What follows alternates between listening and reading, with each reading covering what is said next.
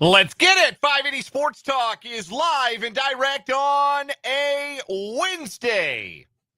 Happy Hump Day, one and all. Thanks for being with us. We're hanging out for the next 3 hours here on the Sports Voice of Kansas, 580 WIBW, FM 104.9, online at 580WIBW.com, and live on video. Our YouTube channel is 580 Sports Talk. Like and subscribe.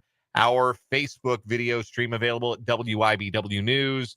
However, wherever, whenever you're tuning into the program today, thanks so much for making it a part of your Wednesday. We're glad to have you along. We'll have a good time on 580 Sports Talk today. My name is Dan Lucero, largely solo again today. Brendan Wrzinski is off. Spencer Dupuis will be along for What Is Wrong With You in the 4 o'clock hour, but mostly it's you and I together for the next 3 hours, and we're packed to the gills both today and Friday because we have a virtual off day tomorrow here on 580 Sports Talk. Little programming note for you. A K-State basketball doubleheader. The women and the men both playing at Bramlage Coliseum tomorrow. And coverage of the women's game will begin at 3:30 p.m. tomorrow.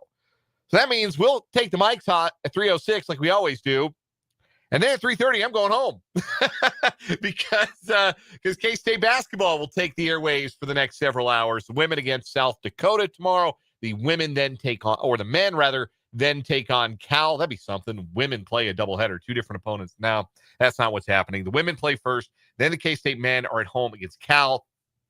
We will, of course, as your home of the Wildcats, have both of those games for you right here on 580 WIBW and FM 104.9. So, we're a little tight for time tomorrow, which means we have to move a few things around for today and tomorrow. For today's show, that means you get a day earlier than usual our local sports spotlight with Rick Peterson of TopSports.news.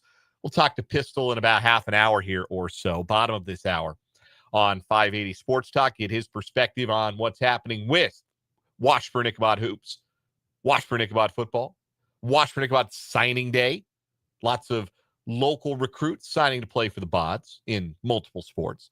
Also, of course, get his unparalleled wisdom on local high school sports going into the sectional round of the state high school football playoffs this week. So that's today instead of tomorrow because we're off basically tomorrow. Mitch Holtis, if you're wondering, and this is, programming note for tomorrow, we'll remind you, but our usual Thursday conversation with Mitch Holtis, we're moving to Friday. So that's when you will get to hear the voice of the Chiefs join us here on 580 Sports Talk. So we've got two great guests today. Rick Peterson, bottom of this hour. Tim Fitzgerald at GoPowerCat.com, bottom of the 4 o'clock hour, will join us for the Wildcat Wrap-Up. We're going to get Fitz's perspective on something I've been thinking about with regards to Kansas State and the identity of the football program and how that has maybe gotten away from Kansas State the past couple of seasons. But there's one very important aspect of that identity that I believe is still intact. But I suppose we're going to find out here over the next 3 weeks just how intact it is. So I'm going to get Fitz's perspective on that because obviously he's been covering K-State for a very long time at GoPowerCat.com and has great insider information on the football program. So get his thoughts on that and his thoughts on K-State basketball. Strong starts for both the women and the men. The women are 3-0, the men 2-0. That's coming up at the bottom of the 4 o'clock hour. Plus, it's the Wednesday of a game week, so that means we're going to hear from Andy Reid. We'll hear his midweek press conference thoughts. We'll do that here in the 3 o'clock hour. In the 5 o'clock hour, we'll hear from Patrick Mahomes. QB1 spoke at length today, about 10 minutes. Lots of interesting insights about the Denver defense he's about to face and what the team needs to get right coming out of the bye week. So we'll hear from Patrick Mahomes in the 5 o'clock hour. Plus, plenty of the usual Wednesday shenanigans on the program. We'll do headlines. Like I said, we'll do What Is Wrong With You. And we want to hear from you. The forum is an open one, and your voices are invited and encouraged to be part of the show. Send a text to 785-272-9429. That is 785-272-9429. You can also hop in the live chat on our YouTube stream, If you are watching the show live on YouTube today, welcome. I see Vance and Mark H., two of our regulars in the chat already. Good to see you both. Look to hear from more of you on the show today. If you're watching on the YouTube stream, 580 Sports Talk, the name of the channel. Go subscribe if you have not already. We are now 41 subscribers away from our stretch goal of 900 subscribers, at which point we are going to do 580 Sports Talk karaoke for all of you lucky listeners. Lucky might be stretching it. We'll see. I think I'm an okay singer, like in the shower, in the car. Like, I think I'm all right. I have no comment on Brendan or Spencer's singing skills. It may be dependent on what we ask them to sing. But we're going to do 580 Sports Talk karaoke. 41 more of you subscribe. So if you haven't subscribed to the YouTube channel yet, today's a great day to do it and get us one step closer. 580 Sports Talk, the name of the channel. And as you're watching the program on YouTube, there is a live chat throughout the show. And we invite your participation to grow the 580 Sports Talk community. Vance in the YouTube chat wants to know what high school game we're covering Friday.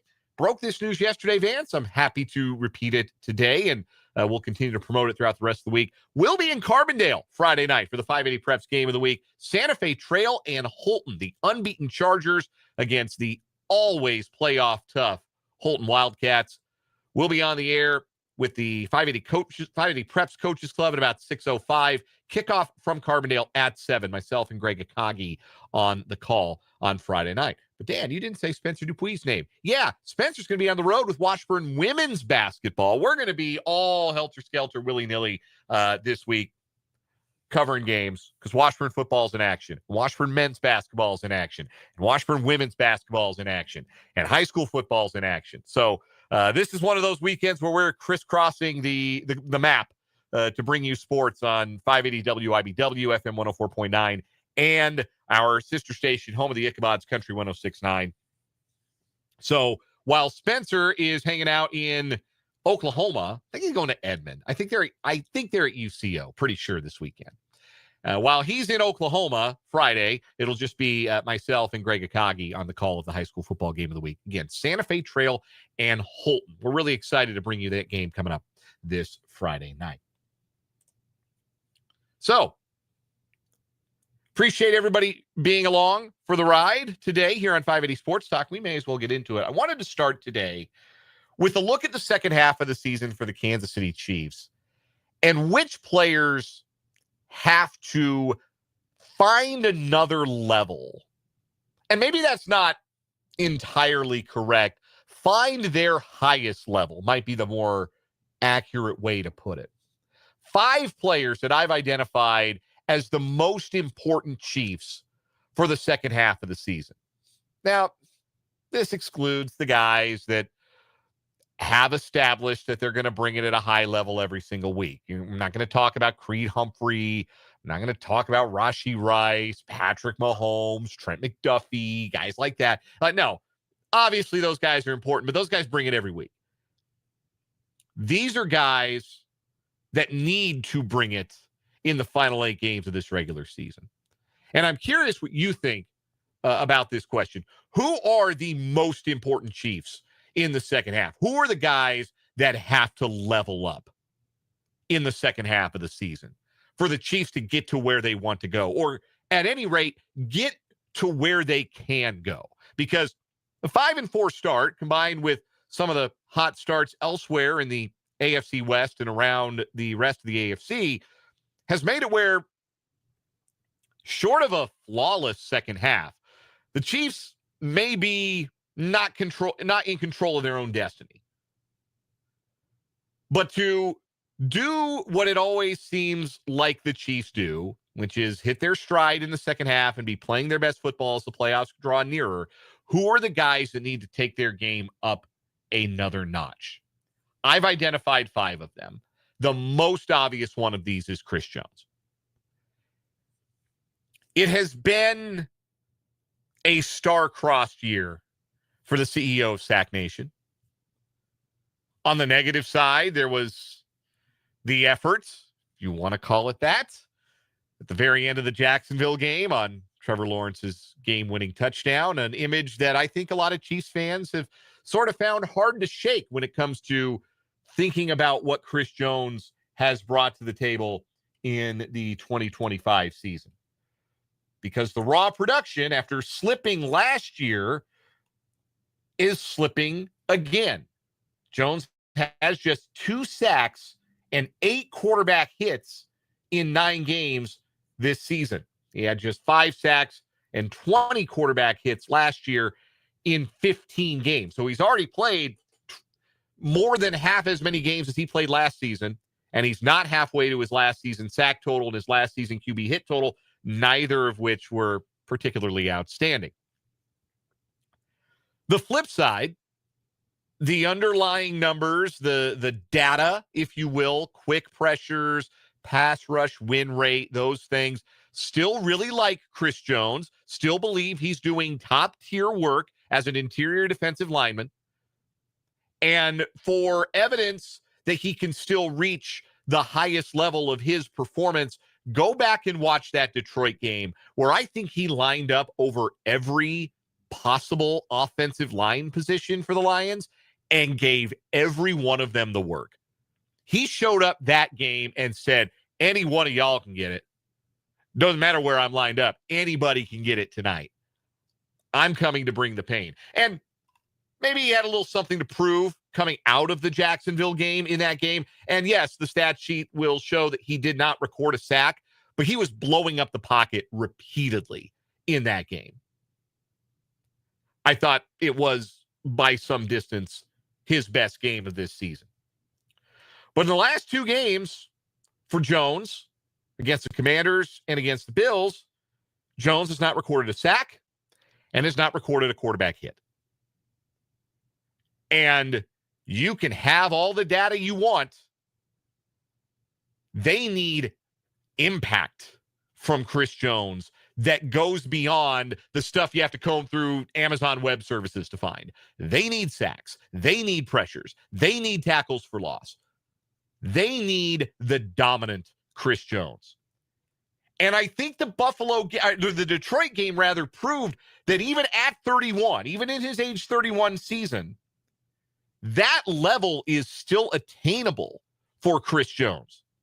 And maybe this is a veteran player who's been laying in the cut a little bit, who's been waiting for the second half of the season to turn things on, who's been waiting for the big game or the big moment. That's a lot of benefit of the doubt to extend. I understand for some of you that's too much benefit of the doubt to extend.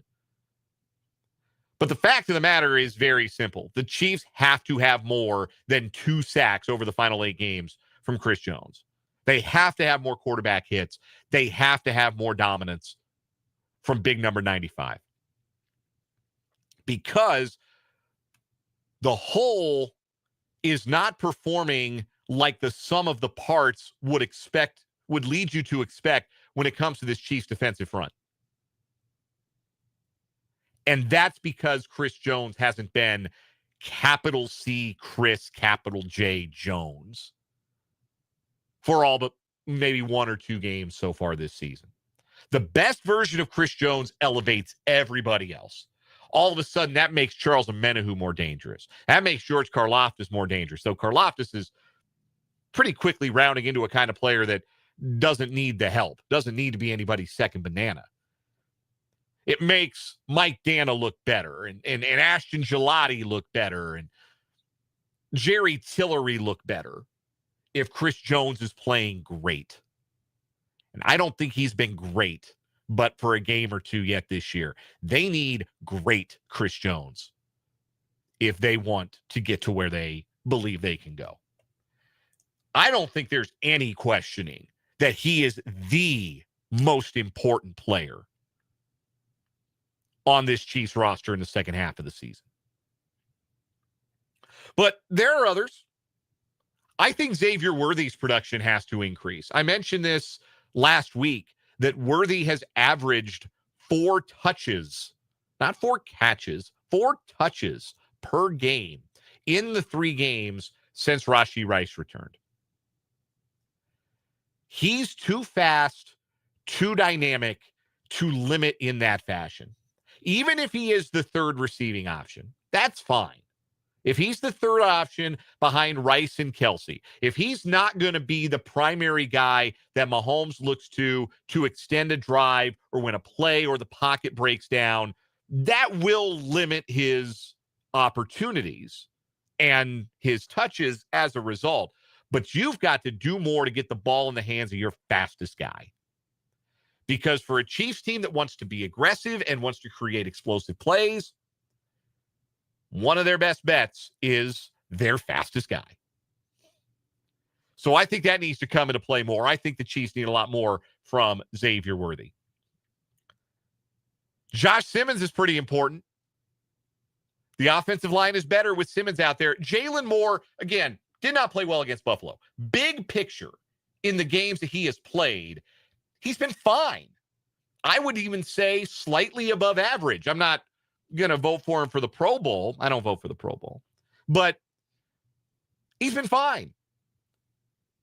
Josh Simmons' ceiling is higher than fine. How much of a setback was his hiatus away from the team? Can he pick up where he left off? Because where he left off with the level that Jawan Taylor was starting to play to, and again, he did not play well against Buffalo, but he had been playing very well. And most importantly, had been playing penalty-free football on the right side. You get Simmons back to the level he was showing, that makes the offensive line look a lot better, and that, in turn, makes the Chiefs' offense look a lot better. You can argue, and I think you're probably correct to argue this point, that the reason the Chiefs' offense has looked as good as it has looked at times this season is because the offensive line has played as well as it has played. That's where it all starts. Even when you have a quarterback as brilliant as Patrick Mahomes, you don't protect him, which they didn't really do against the Chargers, and they didn't really do in their most recent game against Buffalo. Things break down. So Josh Simmons getting back to form, whether that's him back in the lineup this week or whether they give him another week to get reacclimated and they roll him back out there against the Colts in week 12. Not sure what direction that's trending yet. He was out there practicing today. But can he pick up where he left off? Somebody who was not out there at practice today was Isaiah Pacheco. You'll hear Andy Reid talk about that here in just a little bit. We're moments away from a break, and we'll hear from Big Red. Pacheco's the best option for the running threat that can keep defenses off of Patrick Mahomes. The Chiefs didn't have, and to the extent that they had it, they didn't really press it as an advantage against Buffalo. And maybe some of that was because Pacheco was out. He didn't practice today. Not great for his involvement Sunday against the Broncos. But long-term, he's the Chiefs' best option at running back. They didn't go make the trade. They didn't go get Breece Hall. Pacheco's the guy. He has got to be the run threat that even if it's not superstar level, it's good enough to keep defenses honest. And I'll give you one other name I think is pretty important, Drue Tranquill. If the Chiefs keep leaning on their base defense or teams keep forcing the Chiefs into their base defense, which the Chiefs are generally happy to send out their base with 3 linebackers, Tranquill has to play better. He has to be more impactful beyond just as a blitzer. His coverage, his tackling, coverage most notably, have to be a lot better. But those are the guys I think are the most important Chiefs in the second half. What say you? Drop it in the text line, 785-272-9429, or get at me in the YouTube chat, 580 Sports Talk on YouTube. We'll take a break. We'll come back. We'll hear from Andy Reid after this on 580 Sports Talk.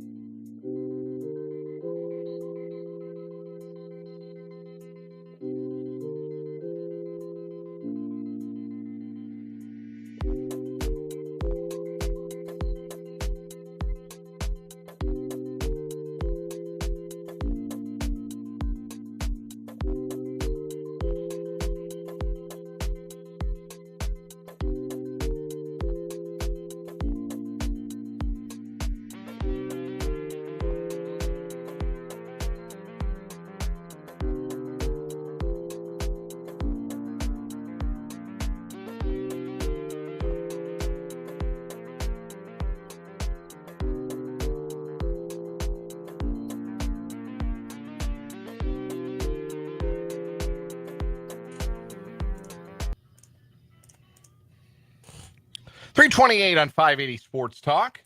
Thanks so much for being with us as we get rolling on this Wednesday. Asking about who the most important Chiefs are for the second half of the season. Vance in the YouTube comments submits George Karlaftis. I think he's played a high enough level. I feel like he just needs to stay the course. I don't think he's a guy that needs to take his game to another level, though that might be possible given how much he's already leveled up this season.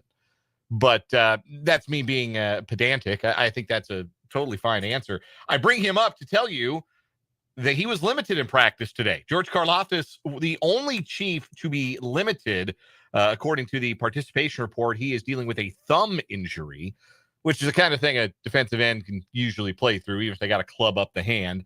I don't know that that's going to cost Karlaftis time, but it is notable. First time I think he's been on one of the participation reports this year. He was limited today. Isaiah Pacheco, DNP, did not practice today with that knee injury, as I mentioned. Jaden Hicks, Charles Menahu, Josh Simmons, Trey Smith, Juwan Taylor, all full participants. For more on the Chiefs as they stand going into their next game against the Broncos on Sunday, here's Andy Reid, the head coach. All right. As far as the injuries go, really the only one that won't practice today is Pacheco. Everybody else will go before the challenge of playing Denver. Good football team, well coached. Sean's done a nice job up there, as our coordinators have. So look forward to being in Denver, which is a great venue for football and great for the National Football League with two good teams playing each other. So that time's yours. Andy, you referenced this, but you've had some good matchups with Sean Payton in the last few years. Just what makes his teams so difficult to go against? Yeah, good players, good coaches. You know that they've got good schemes. They're well coached with them, and they play hard. You know, he does a nice job with it. And you mentioned this run of defensive lines that you play against. Obviously, this is a pretty run list stands out. Yeah, that's a good point because that's really a strength of theirs on the defensive side. They got a good defense, but I mean that D line, it starts with them. It's a nice challenge for our offensive line, and like I mentioned before, we've had this string of good D lines that we've been, going against, and so. It gives you another opportunity to continue to grow as a group and look forward to that challenge. I mean, that's what this is all about. You love that. You love that you get to play a good football team. What growth have you seen from Bo Nix from his rookie year until now? Yeah, he's picking up what Sean's asking him to do and then executing it and doing a good job of that. And that's a primary responsibility of the quarterback. You're going to be given a scheme, and you got to become a master of it and to make everybody around you better. And he's done a nice job with that. Coach, on that subject, when you get that second year, you have that early success. He's had some bumps in the road since then. Defense is how much easier does it get to prepare for him? And now that they've got the tape on him, is that why he's having some struggles now? Yeah, listen, I mean, they kind of all go through a little bit of that, but he's also won games, which ends up being the most important thing, and during tough times. But you see that around the league. You see that with all these guys. Teams have an opportunity to study them. They got up their game, and they continue to grow. And they grow for a few years, and then they either make it or they don't make it. At that point. So to be able to sustain it for years is quite a tribute to these guys. But he's a young guy that's continuing to see some different curveballs there. Andy, how beneficial was this 5 weeks just with the time of the season and just trying to, you mentioned self-evaluation on Monday, but getting the guys back yesterday, just how beneficial did you tell that they're ready to get back knowing that what's in front of them this last stretch? Yeah, sure. They understand that. And they were out there. And we can go lock ourselves in the office and do that stuff. They're out there and they hear everything. So, and see everything with the time off. And so they understand. They're focused, locked in, ready to go, ready to get back to work and get better. And that's, as a head coach, that's all you can ask for. Harrison, after the Bills game, said he was kind of picking up some tendencies from Xavier and trying to figure out what he's doing. When you guys went back and self-scouted, did you see some things like that happen? How much do you have to kind of guard against that week to week in this league? Yeah, so listen, everybody's got a tendency somewhere along the line. That's how it works. If you watch enough tape, you're going to see certain things. So the objective is to give them that against different looks. So we look at all that and try to keep track of that, and we ask players to do the same thing. So, and Xavier's a smart kid; he gets all that, but I'm not sure. We'll see. Andy, when you're in the bye week and doing the self-scout, how much do you think you're learning from your successes versus how much you're learning from, say, the Buffalo game? I mean, is it one loom larger? Yeah, what we try to do, and I think with technology now, it's different than it was a few years back. You're able to stay up on that. You've got the Fraziers and Marks around the league here, where you've got these guys that kind of keep you abreast of what's going on. What your tendencies are, what you need to work on show in certain spots and down and distances, all that. So they do a pretty good job. So when you go back and you put it all together and look at it, you're kind of fine tuning what you've already gone through. You just have more time to do it. And is it beneficial? Yeah. I mean, the proof is in the pudding. So if we can do better, then it's been a good evaluation period. How much of a challenge with someone like Nick Benito, 15, impacts throwing Josh back in the fire? Does it impact it at all? Yeah, we'll just see. Let's see. I haven't even got him out for a practice yet, so let's see how all that goes. He'll jump in and see what he can do and mix it up out there and do what we do, and then we'll go from there. So I just want to see him back out. I'm glad he's back and going. Reid? Richard Fonga, what does he bring at safety? Yeah. Add him this year. Yeah, I think that's a good add. He's been banged up a little bit in years past, but he's playing his tail off right now. Smart, real smart kid, good leverage guy. So if they ask him to stay in outside leverage, he's going to stay in outside leverage. He's going to discipline it, and then if they ask him to get in the box and blitz and do that dirty work, he's all in there too. So he's a good football player, real good. Coach, when Joshua mentioned you just want to see him get on the field, what would you hope to see from him the next couple of days that would tell you that he's ready to play on Sunday? Now, let's just see what kind of shape he's in. You get back into the football swing, So let's see how he is. I'm sure he's going to be okay, but we'll see. We'll do last three. Jesse?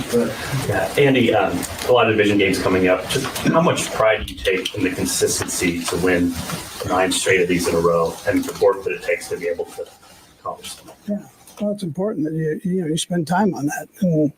And the thing about our division here is it's strong division. The AFC West is tremendously strong, and we're all trying to shoot for the same thing. They're all good teams and they're well coached.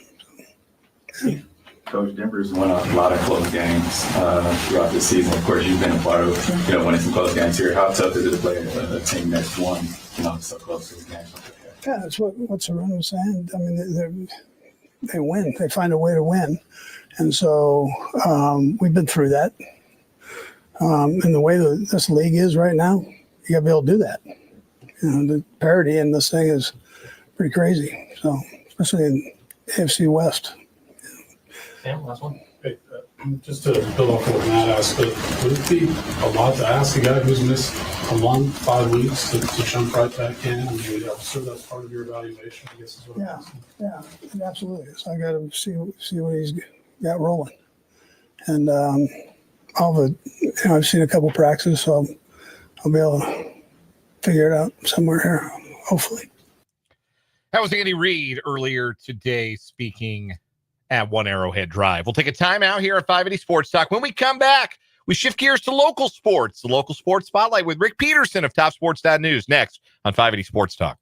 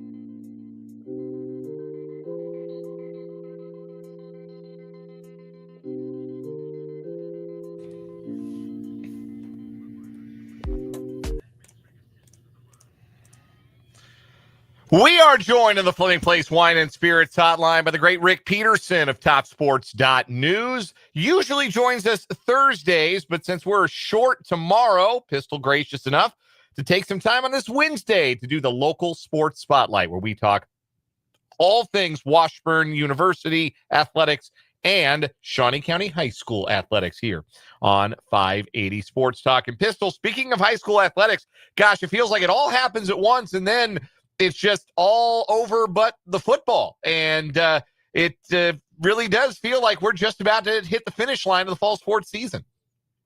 Yeah, we are. And, we got two very good football teams that are taking the county laurels upon themselves. And I think they both have a good chance of taking us into next week. I think you're right about that. We're going to get into those two Shawnee County football teams in a second, but we're going to talk about the other football first, because the state championship trophy is heading back to the capital city. Washburn Rural boys soccer replicates the feat of their girls from the spring, and they win the 6A state championship, beating Shawnee Mission East on penalty kicks over the weekend.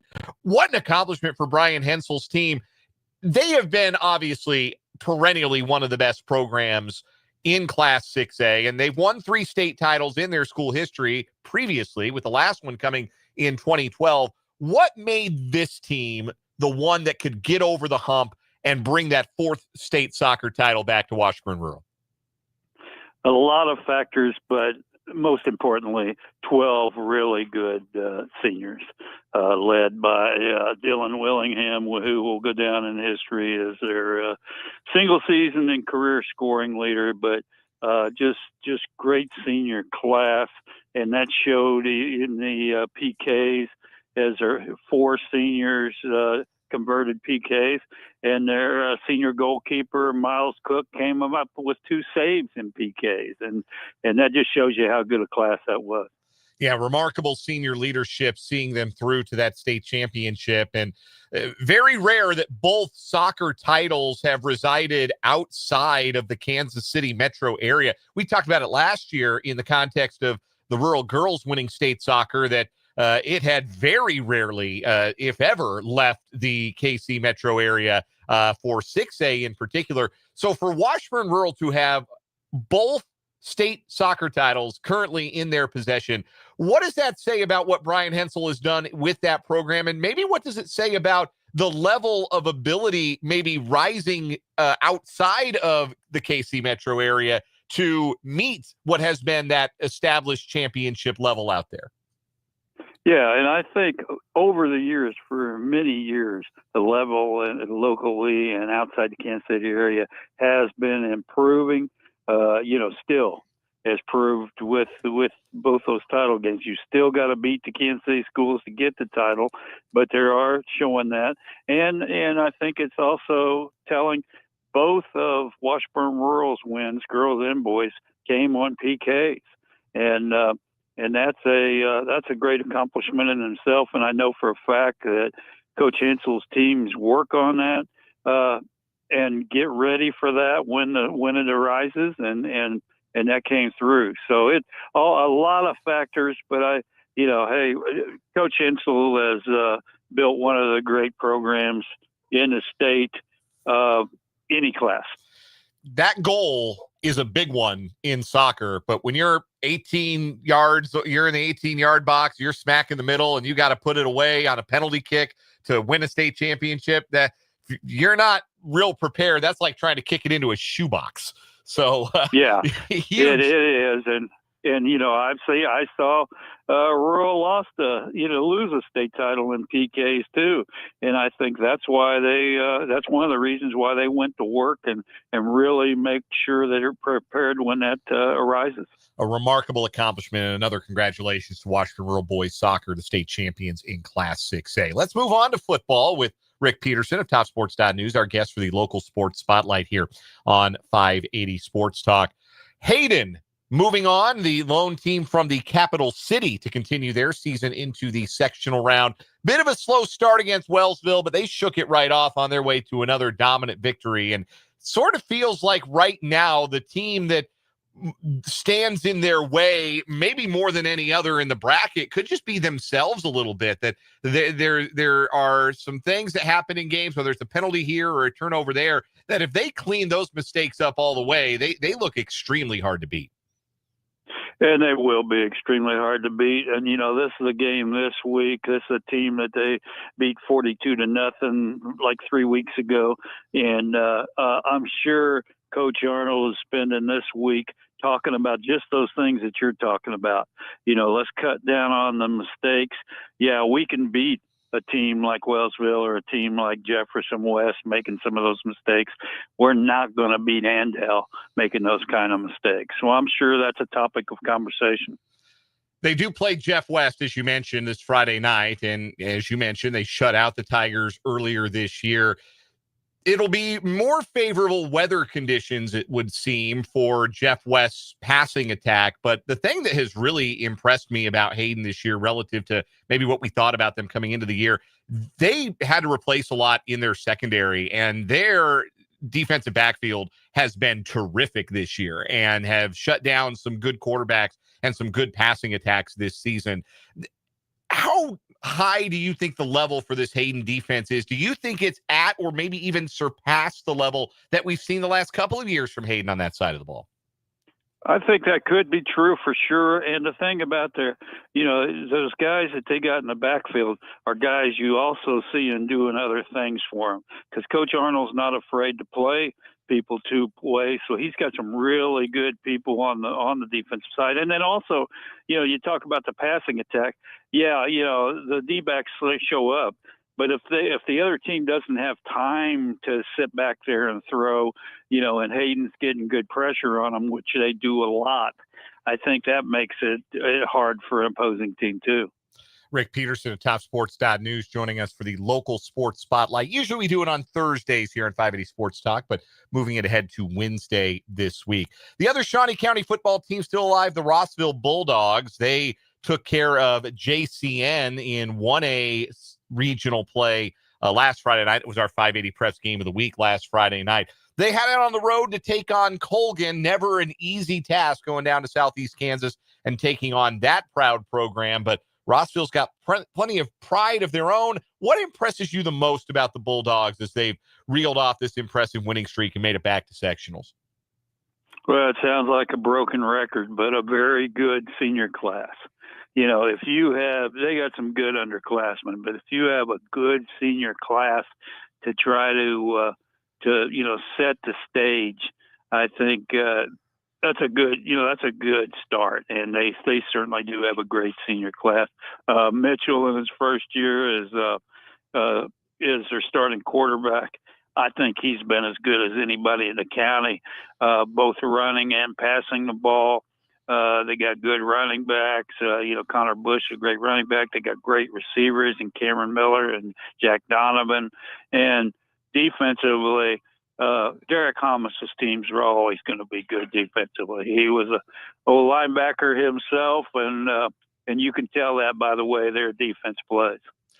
We're going outside the county for our 580 Preps game of the week this week. We'll be out in Carbondale as Santa Fe Trail takes on Holton in the 3A East sectional that's opposite the Hayden Jeff West sectional game. So the winner of the Hayden Jeff West game will play the winner of our game, Trail and Holton. When was the first time, Rick Peterson, that you encountered the famed Barta Bone? When was the first time you saw that in person? Oh, goodness. Probably about the first year he took over that program after he got done at K-State. And hey, I saw a lot of that when he played for his dad, Roger, at Smith Center. Sure. So long time ago. Yeah, I'm looking forward to. We've not called a Holton game. Me personally I have not called one since I've been here. So it'll be my first look at it. I'm excited for that. That's Friday night. That's our 580 Preps game of the week. A couple more questions. Well, you can make your dinner reservations for about 9 o'clock. Wonderful. That should be a pretty quick game. I might get back in time to help with bedtime for my son at that rate. Anyhow, a couple more questions for Rick Peterson of TopSports.news. Washburn women's basketball opens their season in Oklahoma this Friday and Saturday at the Central Region Challenge. What intrigues you the most about Laura Westling's team, gives them the best chance to take another step forward in the MIAA standings this coming season? Well, they didn't. They returned all 5 starters from last year, so you start with that. They got two of the best players in the conference with Yabari and Peyton Sturck. They brought in a couple of good newcomers, but just experience, and Laura Westling's team has made strides every year, and I was just with her today, and she's expecting big strides this year. It's also Central Region Challenge action this weekend for the second-ranked Washburn men. They head down to Pittsburgh for a pair of games Friday and Saturday. These games always really valuable because these are the caliber of teams you might end up seeing in the NCAA tournament in a regional down the road, and it's another good early litmus test for Brett Ballard's team. Well, and you got to beat the region teams to get in place to get you a NCAA bid. So, that's the thing. You gotta watch how you do against those regional teams. They've had the Ichabods will have had nearly 2 weeks off since they just dominated in Florida. And I talked to Coach Ballard today, and they've just been working on what they need to polish up. And if Dylan Clausen can get you 23 and 12 and 13 rebounds every game, and Jack Batchelor can do what he does, and Brady Christensen and all those guys, I think they're just going to keep rolling. Rick Peterson covers Shawnee County High School sports in the Washburn Ichabods for TopSports.news. Typically joins us Thursdays here on the program, able to join us today for the local sports spotlight. Pistol, thanks for being flexible. Always a pleasure. We'll do it again next week. Look forward to it. That is Rick Peterson. We will take a timeout. When we come back, we'll wrap up this 3 o'clock hour of 580 Sports Talk.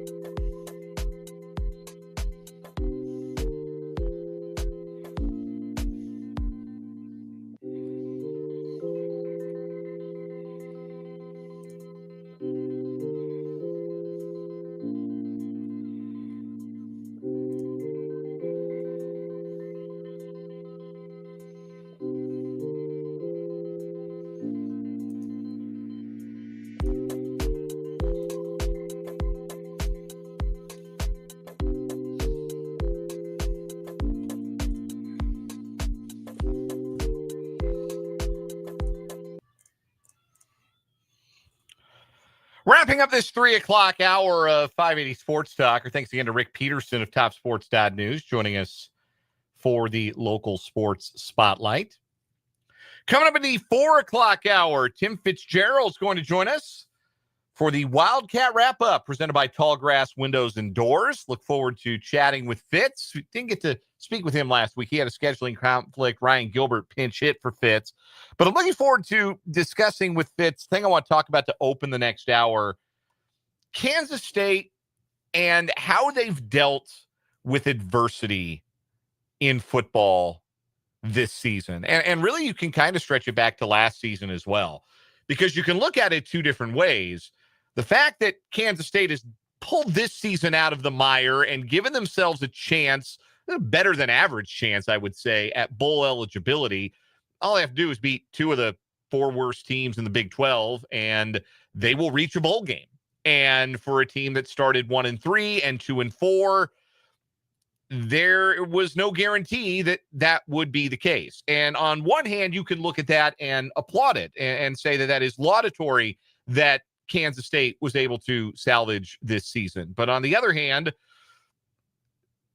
they have dealt with a lot this year. Some of it, not their fault. Some of it, I mean, nothing you can do about stuff like injuries, right? But a lot of it maybe felt a little bit self-inflicted too. So Kansas State and how they've dealt with adversity and what that means in relation to a program that's always had a really strong identity that feels like maybe some of that has slipped away here in the last couple of years in Manhattan. And I'm not going to do any finger pointing because I don't know that there's any one person who you would say that's their fault. Chris Kleiman will always say the buck stops with him, but I don't think it's anybody's fault. I just think it's the changing face of the Big 12 and college football as a whole has maybe had more to do with it than any one person or any one group of people at Kansas State. But I want to discuss it. Want to hear what you think. UK State fans out there, love to have you weigh in on the discussion next hour. The text line is open, 785-272-9429. You can also interact in the live chat on our YouTube stream. Again, the name of the YouTube channel is 580 Sports Talk. Jump on in. Say hello. Interact with your fellow listeners throughout the program on the YouTube chat today over at 580 Sports Talk. Oh, yeah, and we're going to do What Is Wrong With You again in the 4 o'clock hour today as well. And I've got a really good story again today. Can't wait for the 4 o'clock hour after the news on 580 Sports Talk.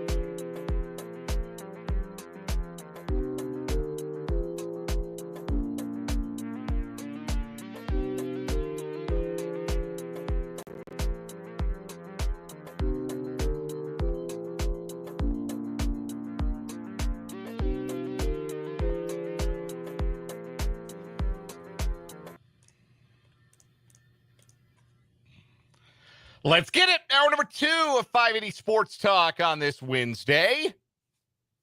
My name is Dan Lucero. So glad you're here on the Sports Voice of Kansas, 580 WIBW, FM 104.9. Online at 580WIBW.com and in living color on our YouTube channel, 580 Sports Talk, and our Facebook page, WIBW News. Thanks for being here. We got 2 more hours to hang out today. No games tonight here on the Sports Voice of Kansas. Chris Kleiman show at 7 p.m. tonight. Then tomorrow, we've got a K-State basketball doubleheader at the Octagon. K-State against South Dakota in women's basketball at 4, followed by the K-State men taking on Cal at 7. Pre-game coverage for all of that starts at 3:30, and that is going to seriously impede our time together on 580 Sports Talk tomorrow. So we'll do the best darn 30 minutes of sports talk you've ever heard, and then we'll give way to K-State basketball tomorrow here on your home for the Wildcats in the capital city on the K-State Sports Network from Learfield, 580 WIBW and FM 104.9. Speaking of the Cats, we've got a lot of K-State stuff to talk about this hour. Bottom of the hour, Tim Fitzgerald at GoPowerCat.com joins us for the Tallgrass Windows and Doors Wildcat Wrap-Up.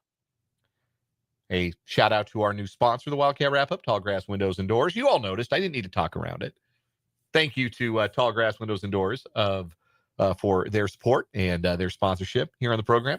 We got What Is Wrong With You coming up. 2 new stories competing, try and take down the fight promoter parent. Man, that story is really good. I've got another story today. I'm not sure it's as good. It's good. It's got a great kicker. But, man, our current weekly champion is strong. If you missed it yesterday, we'll recap it when we get around to What Is Wrong With You. And we're talking a little K-State football here at the top of the show. And while we're on the subject of K-State things, I want to send somebody to K-State basketball tomorrow night at Bramlage. So be listening for a cue to call. We'll do it this hour. Be listening for your cue to call for the chance to win some tickets to the basketball games tomorrow between South Dakota and K-State's women and California and K-State's men. So stay tuned for your cue to call, and we're going to go ahead and give some tickets away here this hour on 580 Sports Talk. Again, a reminder, you are invited and encouraged to be a part of the program. You can text the show, 785-272-9429. You can also interact in the live chat on our YouTube stream. 580 Sports Talk, the name of the channel. We are live from 3 to 6, so the live chat is live from 3 until 6. Pop in, say hello, interact with your fellow listeners over at 580 Sports Talk on YouTube. Especially you K-State fans out there, I really want to hear from you this hour because I want to know if you think I'm off base or if I'm onto something here. Because I've been thinking about this. I've been thinking about, and this dates back to even last year and the way last year ended for Kansas State. And I think that this, I call it a concern about the direction of Kansas State football. It's only been exacerbated by what has unfolded here in 2025. I don't need to tell anybody that this has not been the season that was envisioned for the Wildcats on the gridiron this year. Hell, I picked them to win the Big 12. I did. I felt pretty good about that pick. I had them and Iowa State at the top of the league. Both teams have been pretty injury riddled, but obviously that's not going to happen. Those teams are not going to play in Arlington in December. I was skeptical of Baron Morton at Texas Tech. Turns out that wasn't fair to Morton, and also it doesn't matter. He just needs to keep it in the road because all that money was money well spent for Texas Tech. They look like truly one of the best teams in the entire country, never mind the best team in the Big 12. So, hand up. That one's on me. I picked Tech to finish 5th. I think I had them behind Arizona State. I had in the top 3. And then maybe I had Baylor 4th. Well, you know, can't win them all, right? Stuff happens. That's why we watch. If it was predictable, why would we watch? Anyway, it's not been the year anybody envisioned, least of all yours truly. for Kansas State football. And a lot of that has been due to some circumstances that are beyond their control. Their projected starting left tackle had a medical episode this summer, will not play a game this year. Their best defensive player is now out for the rest of the season after having been handicapped the last couple of weeks with an injury in Austin Romaine. Their best pass rusher, Toby Osunsomni, missed half the season. He's out for the year. He got hurt in the Baylor game, and we didn't see him again after that. And, of course, the dynamic backfield duo that I truly believed was going to comprise one of the best backfield duos, not just in the Big 12, but in the country. Avery Johnson and Dylan Edwards played all of 2 games together. 3, because Edwards did try to come back for the Arizona game. Forgot about that one. They didn't really play together against Iowa State. Edwards wasn't any good against Arizona. He was awesome against UCF. Wasn't really any good against Baylor. And now he is done, not just for this season, but he is done as a Kansas State Wildcat. And I don't know how much you can blame anybody. Injuries are largely rotten luck. And that's before you get to any of the stuff that sounds like an excuse for what has gone wrong this season for Kansas State.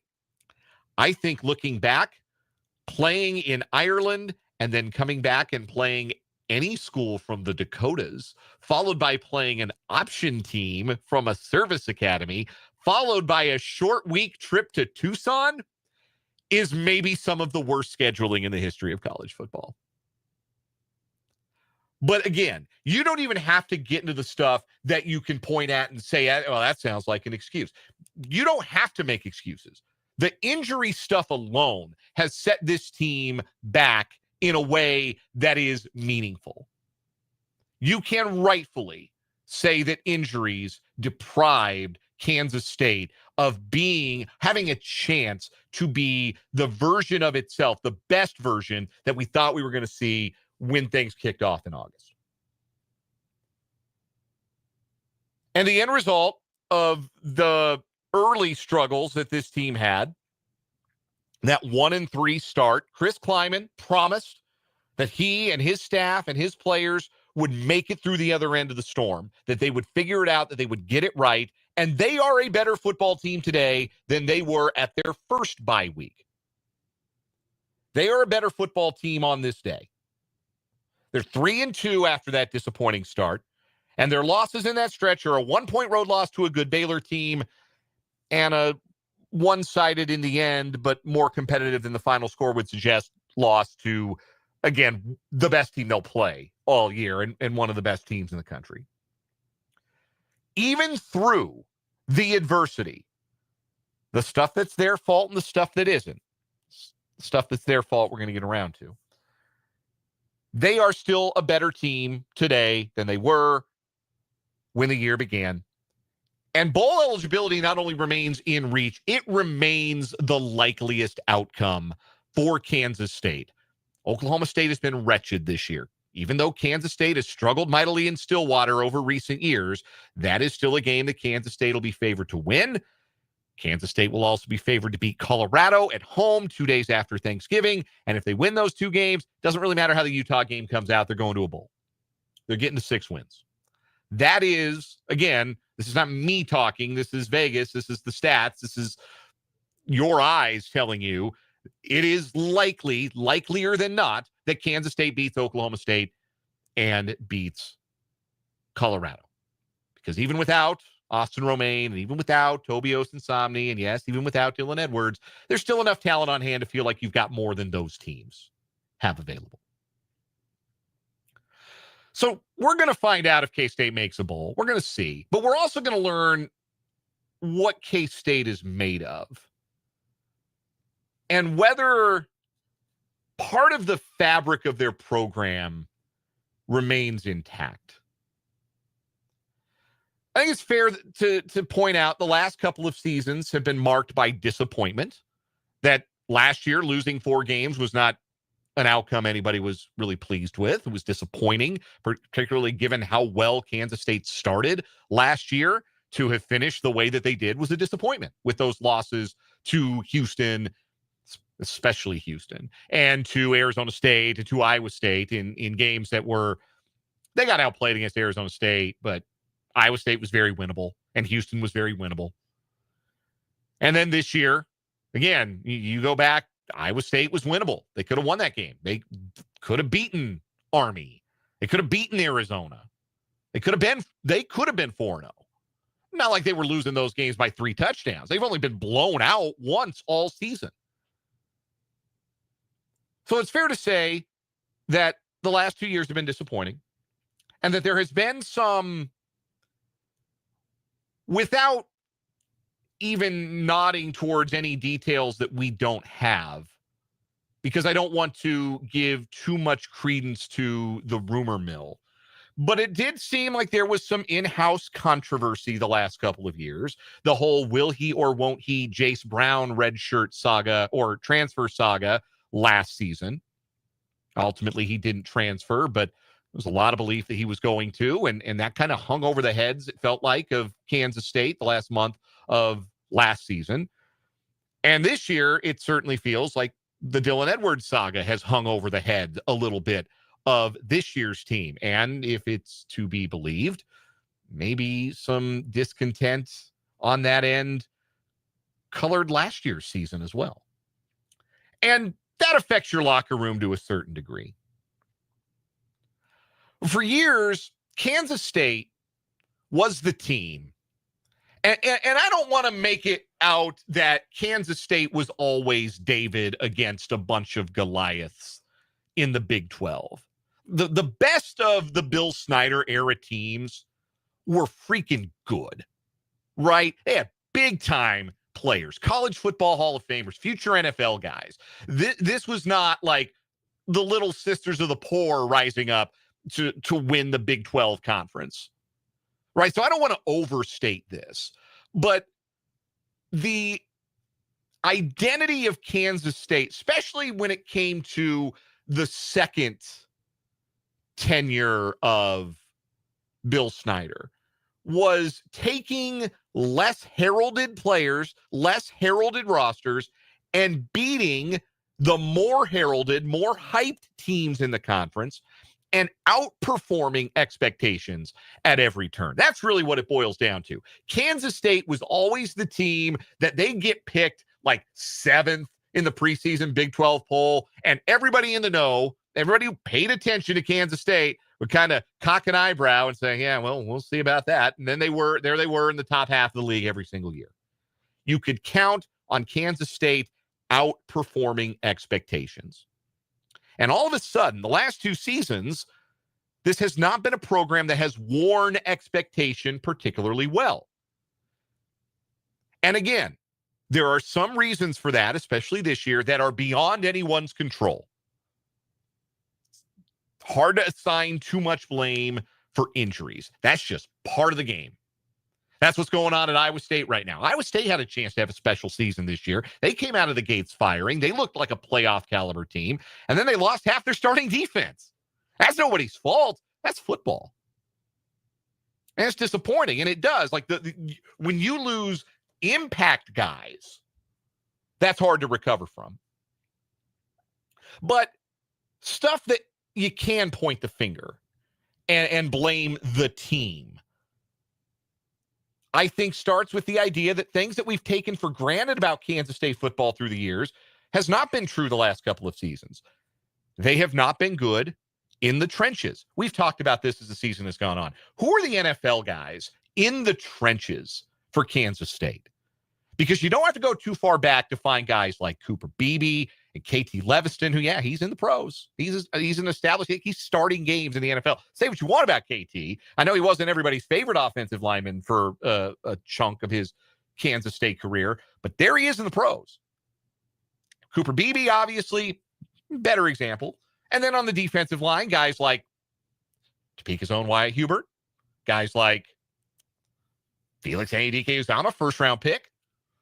Where are those guys on these K-State teams? Where are the pros in the trenches? Kansas State used to turn those out last couple of years. Hasn't been the case.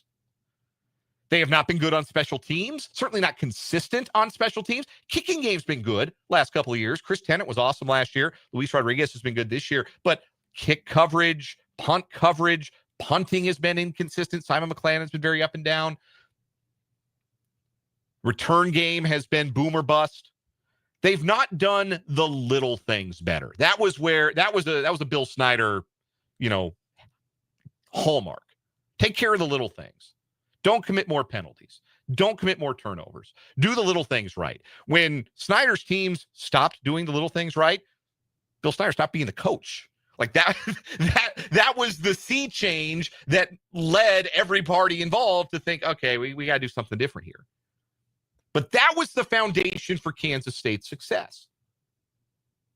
And those are all things program can get back to. But that's not happening this year. You're not all of a sudden turning the current members of the offensive and defensive lines for Kansas State into sure shot NFL guys. That's not all of a sudden happening. The team is who they are.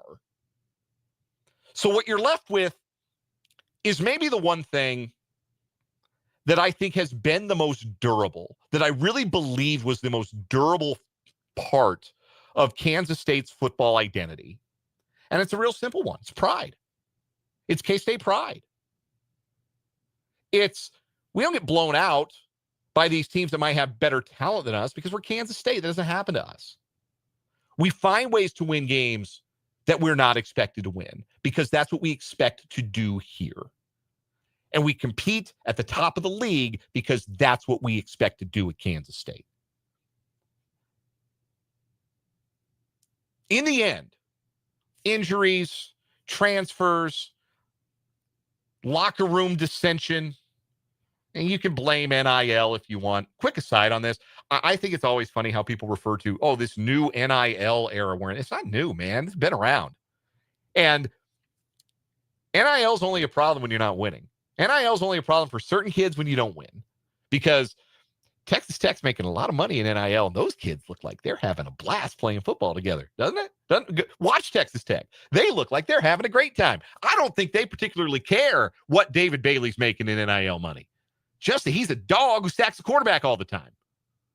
So I don't blame NIL. I think that's lazy. But I do think that there are certain players that do not handle the money or the success or lack of success particularly well. And maybe you see some of that in programs that disappoint relative to expectations. And Kansas State's been one of those the last 2 years.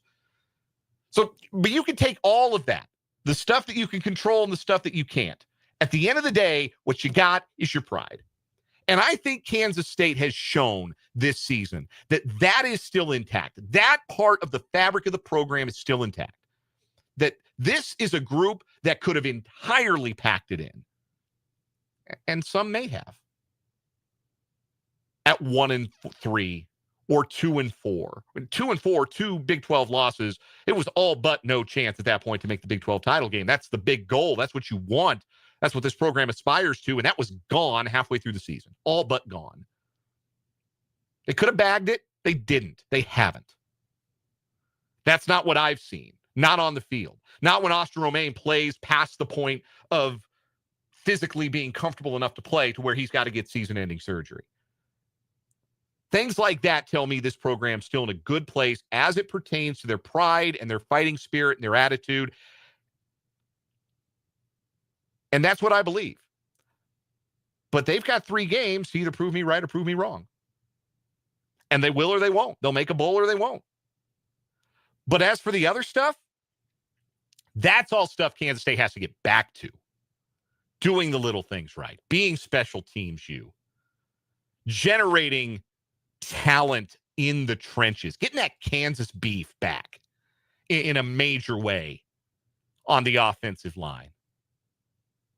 There's some young guys whose potential I like, and they're not there yet. Maybe we'll look back 3 years from now and say, well, gosh, there were 2 NFL guys on that offensive line in 2025. But those are the things that have to be restored. But if you've got your pride, that's a good place to start. I think this team does. I think you'll see it Saturday, and I think you'll see it in the final 3 games of the season. We'll get Tim Fitzgerald's perspective from GoPowerCat.com. He'll join us in just a bit for the Tall Grass Windows and Doors Wildcat Wrap-Up. But first, we got What Is Wrong With You? That is coming up next here on 580 Sports Talk.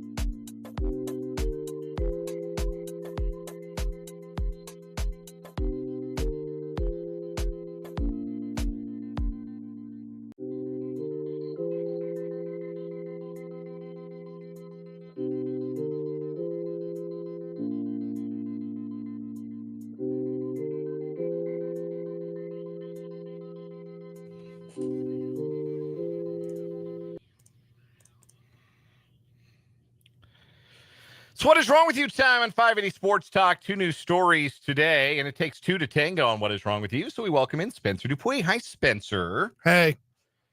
2 new stories today competing to try and take down our current weekly champion, the fight promoter parent, a woman in Lebanon, Missouri, who arranged a fight between juveniles after a football game at a laundromat, the clash at the cleaners, if you will. She invited a crowd.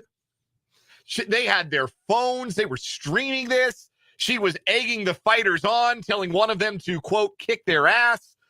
And when asked why she booked a fight between juveniles, she claimed it was bound to happen eventually. And so she was there to make sure it all went down safely. Yes. That is what she said. It is a really funny story. Just so stupid. Anyway, 2 new stories today. Spencer, your story is gross. Why don't you go first? Yeah, we're going to go down to Florida. A Florida man who mistook a 7-Eleven toilet for something to be pretty much fancier than it is was arrested November 5th for striking a female clerk in the face with a wad of his chewing tobacco due to the convenience store's, quote, lack of toilet paper, police say. Investigators say Dalton Albert, 40, entered the Pinellas Park business around 8:30 a.m. to utilize the bathroom. You can see him in the mugshot here. He subsequently argued with the victim, Razia Sultana, over the lack of toilet paper, according to the criminal complaint.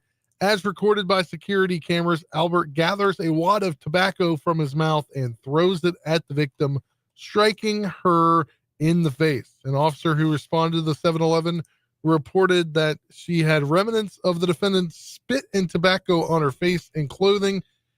He was charged with misdemeanor battery. Albert was booked into custody at the county jail. He was released the next morning on $1,000 bond. According to court records, he got a rap sheet: convictions for passing bad checks, marijuana possession, theft, driving with a revoked license, and careless driving. Add misdemeanor battery to that rap sheet. Jeez. Yeah. Yeah. Don't throw your tobacco at me, man. That's yuck. Don't care for that at all, man.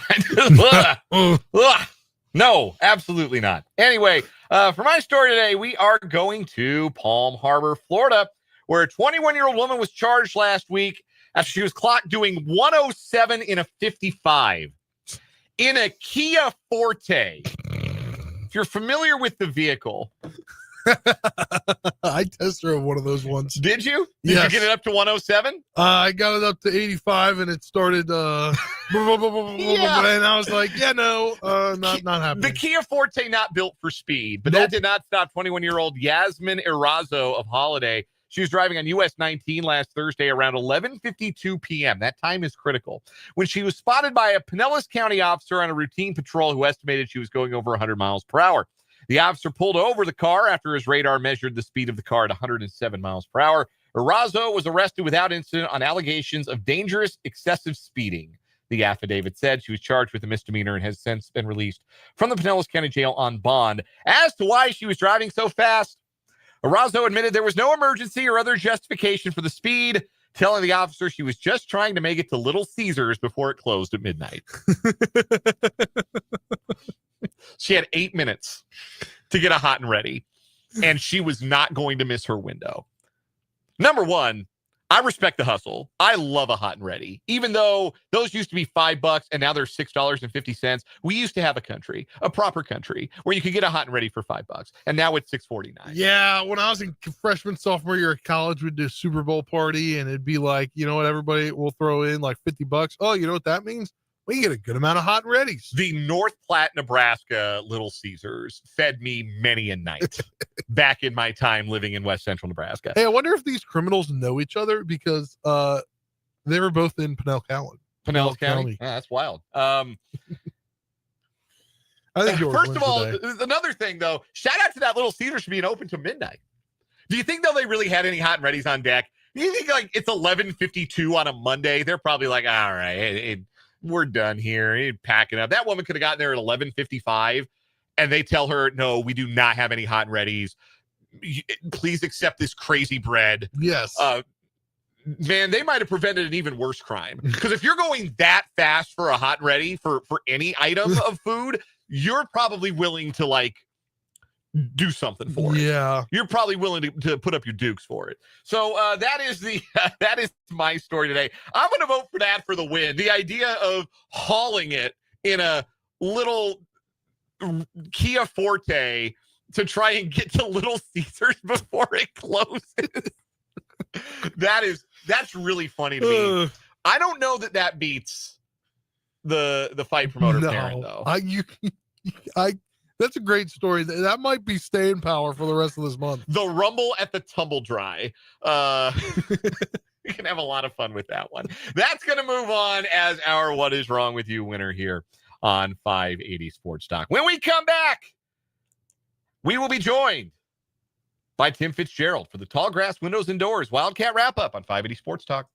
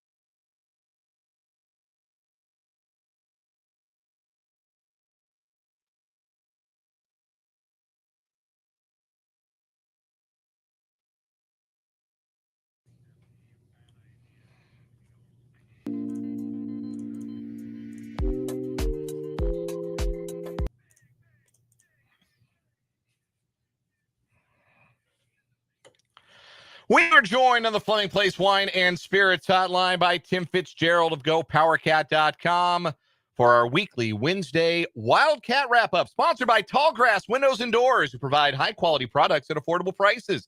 You can check out their showrooms in either Wamego or Lawrence, or visit them online at tallgrasswindows.com. Excellence without exception. That's Tallgrass Windows and Doors. Excellence without exception also describes Tim Fitzgerald. So, Fitz, welcome in. Good to have you. That's a nice thing to say. I thought I'd butter you up a little bit before we got started. Yeah, appreciate you. Appreciate you joining us as always. Fitz, I want to start here. I talked about this at the top of the 4 o'clock hour, that it feels like, and you can include last year in this conversation, that there are some things that have been important to the fabric of Kansas State football that have maybe gotten away from the program the last couple of years, and that they have shown that their pride remains intact with how they have performed after the 1-3 start to this season.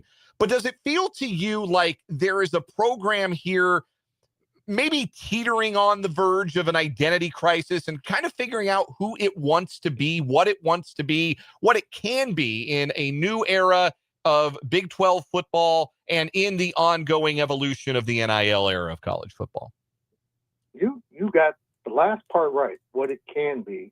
But what are the limitations on programs based on their NIL budget?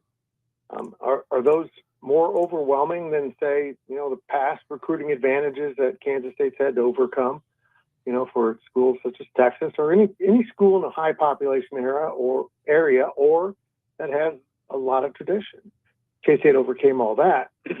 This is a different beast, though. This is an inability to, maybe land some players, retain other players because of money. And I'm not saying that's what happened with this season, but I think Texas Tech rolled into town and displayed exactly what money can buy you. They spent a lot of money on that team, bringing in defensive and offensive linemen primarily, and it's paying off. They did a great job. You can fail at that very easily. K-State basketball fans have seen that happen, but they spent their money wisely on the right people, and now they're really good. K-State simply can't match that kind of money, at least not right now with its donor base. So it's going to have to find a way to carve out its identity and exist within what are painful limitations right now in college football. And a lot of the Big 12 is going to be in the same boat. The Dylan Edwards saga came to an end last weekend. He will not return to the team this season, or it would appear any other, that the incredibly talented running back will enter the transfer portal after suiting up for just 4 games this season for the Wildcats and really only being his best self in one of those 4 games. I don't know that there's anything more true or relevant to say about it other than it's a shame this didn't work out. But what lesson can Kansas State learn from how this all played out with Dylan Edwards? I don't know if there's a real lesson here, but I think there's going to force them to be a little bit leery. I mean, if they had issues in the recruiting process with someone, maybe they don't extend that olive branch and the second chance the next time around, because they did kind of get burned here.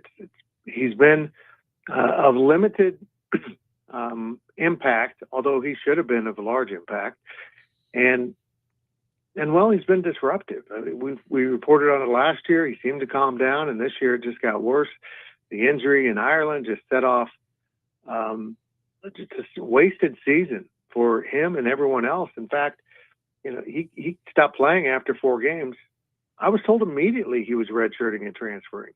So he hung around to get NIL payments for a while, and that's just not a good formula to have in your locker room. How much can it help the guys who are left with 3 games left, all of whom, there's still such a thing as a common purpose in a football locker room. And the common purpose right now for Kansas State, finish strong, make a bowl, all of those things. How much do you think that's helped now that this thing that was hanging over the program and maybe hanging over the team and a question that guys had to answer or deal with for the better part of this season, now that that's no longer there, do you think that clarity can help this team as they move forward? Yeah, I do, but I actually also think for the last couple games, they've just moved on.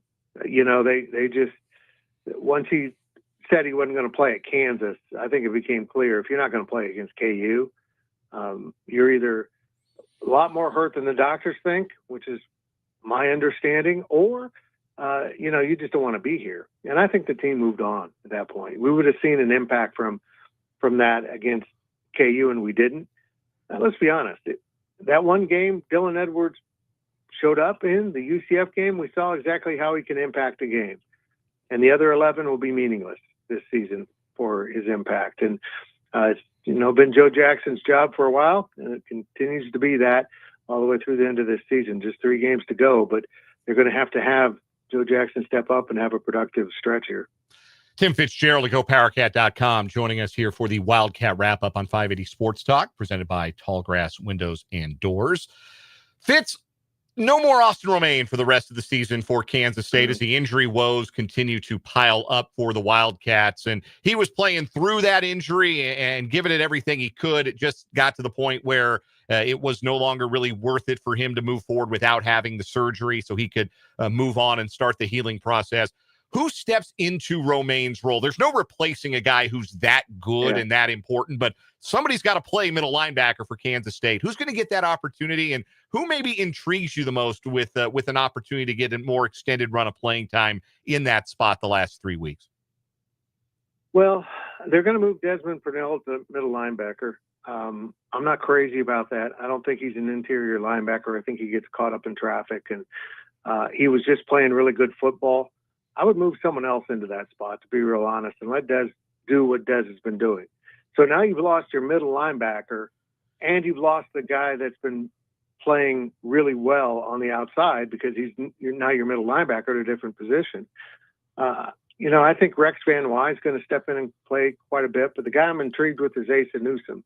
Because if you wind it back 3 seasons ago, when Daniel Green got hurt at middle linebacker, same kind of stuff. Asa Newsom was the true freshman that stepped on the field and played really well and then blew a knee out. And that brought in Austin Romaine, and he's held on to that position ever since. So Asa Newsom, 2 knee surgeries later, is out on the field. He's going to see more action in this game. And I'm excited to see what he can be as a linebacker and how much those knees affected him because he was so good as a true freshman. And he's much bigger and more prepared now. Even with the loss of Romaine, all of the other injuries this team is dealing with as it comes down the stretch, do you still feel like it is likelier than not that Kansas State can find 2 wins from their final 3 games? Look, I mean, this is pretty definitive. If you can't beat this Oklahoma State team, even in Stillwater, and then in a few weeks beat Colorado at home, you don't deserve a bowl. I mean, and I feel like if one of those losses comes to be and they don't beat Utah and they don't make a bowl, I think it'll affirm exactly how incredibly wasted this entire season was. And look, 6-6 satisfies no one, but at least you get to, pick up and go to a bowl game and have that extra practice and transition into the off-season program like normal. It won't be a great bowl game, but, at least there'll be some reward. Because honestly, I didn't think they would recover to get to this point, to be in this position. And here they are. They're exactly where they needed to be. That game, that loss of Baylor continues to kind of hover over them because that could have really changed everything for them. But here they are, and they can undo everything in the next 3 weeks and get it done. But we'll see what they're made of. Our guest is Tim Fitzgerald at GoPowerCat.com. He and the staff cover the Cats for 24/7 Sports. And if you're a VIP subscriber, you get all of the inside info over at GoPowerCat.com. Joining us here on the Fleming Place Wine and Spirits Hotline. Fitz, let's shift to basketball. K-State is 2-0, and they've been kind of fun doing it. It hasn't always been flawless. It was difficult at times offensively in the season opener. There were some defensive struggles in the second half against Bellarmine on Saturday, but they're 2-0 and they're scoring at will. This, at the very least, looks like a more entertaining basketball product on the offensive side than we've seen the last couple of years under Jerome Tang. Yeah, I go back to this. You can go recruit guys that can play defense and rebound and not turn the ball over, but they're not very good offensively, and you can't make them very good offensively. you can take scores and teach them how to play defense and transition and rebound and all those things. They got a lot of teaching to do. These guys are really advanced offensively. This is going to be one of the best offensive K-State basketball teams in a very long time. I mean, a very long time. It'll be more explosive offensively than Jerome Tang's first team. It's got a little bit of everything, maybe not that dominant force inside, but boy, they got 3 guards that can fill it up. And, PJ Haggerty just makes things happen. He's a guy that can score in the 20s and, have a double-double with assists every night if he really wants to. So they're going to be fun to watch.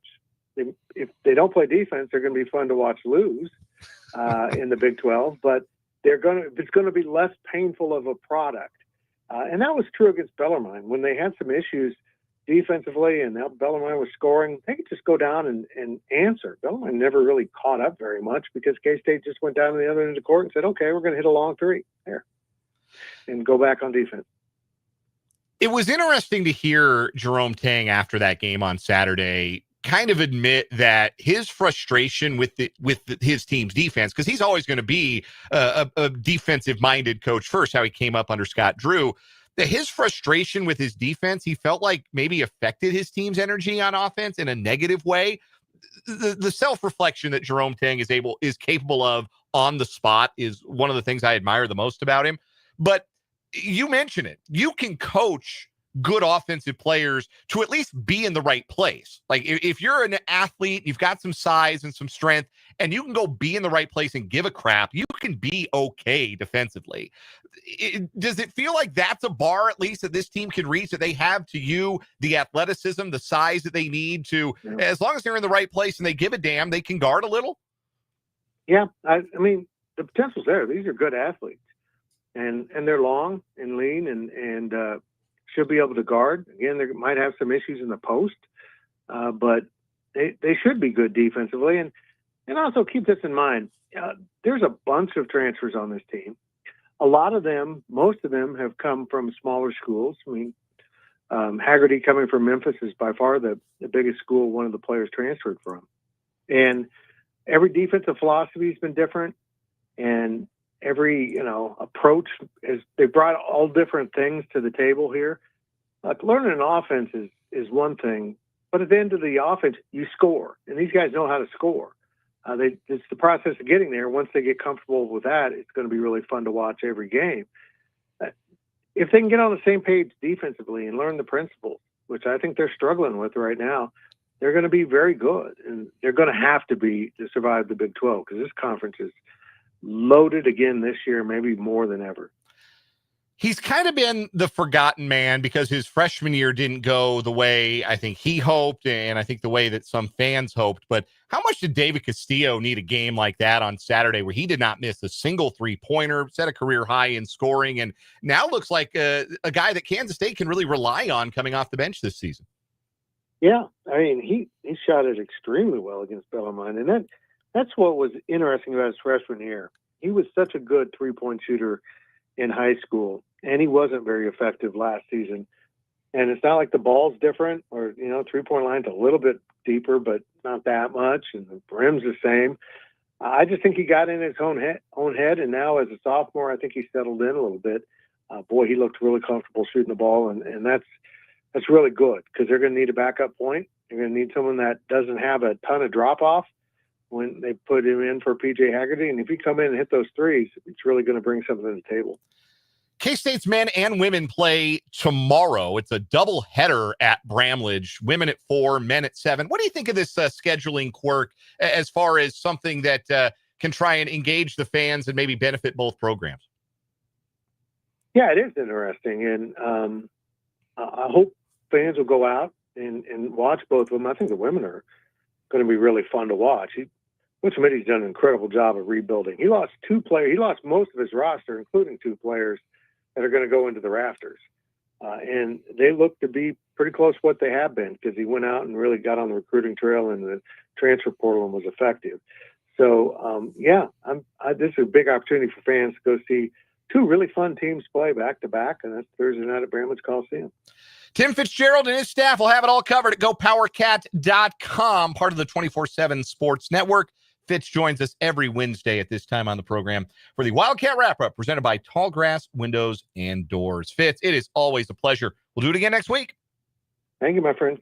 That is Tim Fitzgerald. We will take a timeout here on 580 Sports Talk. We come back, we will wrap up this 4 o'clock hour and set you up for one final hour of the show today.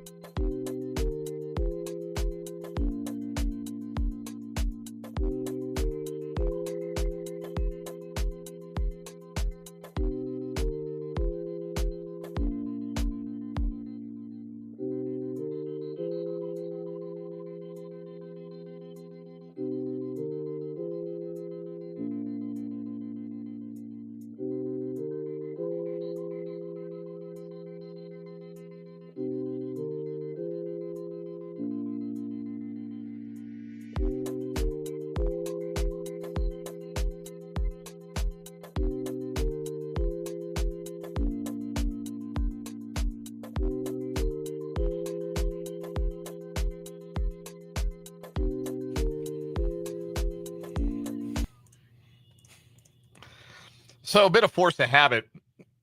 We put the one gotta go entry in, and it's just me today. So don't really have a one gotta go for you today. I'll give you one. I'll give you all one out there to kind of to noodle on a little bit. Thanksgiving dessert pies. So that was the question yesterday. I ran a question Tuesday. Favorite Thanksgiving dessert, and I said pie. Bit of a cop out answer. But one got to go. Pumpkin pie, cherry pie, apple pie, and some kind of a chocolate pie. One got to go. For me, probably pumpkin's my least favorite of those four. Now, don't get me wrong. A good slice of pumpkin pie goes absolutely crazy. But I just like a little more consistency, I think with apple, cherry, and there's a chocolate pecan pie that we get from the Cracker Barrel every year. We bring to my family's Thanksgiving. Huge hit. Everybody loves it. Just a higher floor for those pies than for the pumpkin pie. A pretty high floor for pumpkin pie, or low floor for pumpkin pie. When it's bad, it's bad. John in the YouTube comment says cherry is gross. Hey now, John. Disagree. I love it. Love a good cherry pie. One of my absolute favorites. It can get a little messy. Apple pie is the least structural integrity of the pies. But I like them all. I promised I'd give tickets away, so I'm going to do that right here. I am going to send somebody with a pair of tickets to both K-State basketball games on Thursday. The women against South Dakota at 4, the men against Cal at 7. I'm going to send somebody with a pair of tickets, caller number 5, to 785-272-9429. Caller number 5, 785-272-9429. You're going to Bramlage tomorrow for a K-State doubleheader. Thanks to 580 Sports Talk.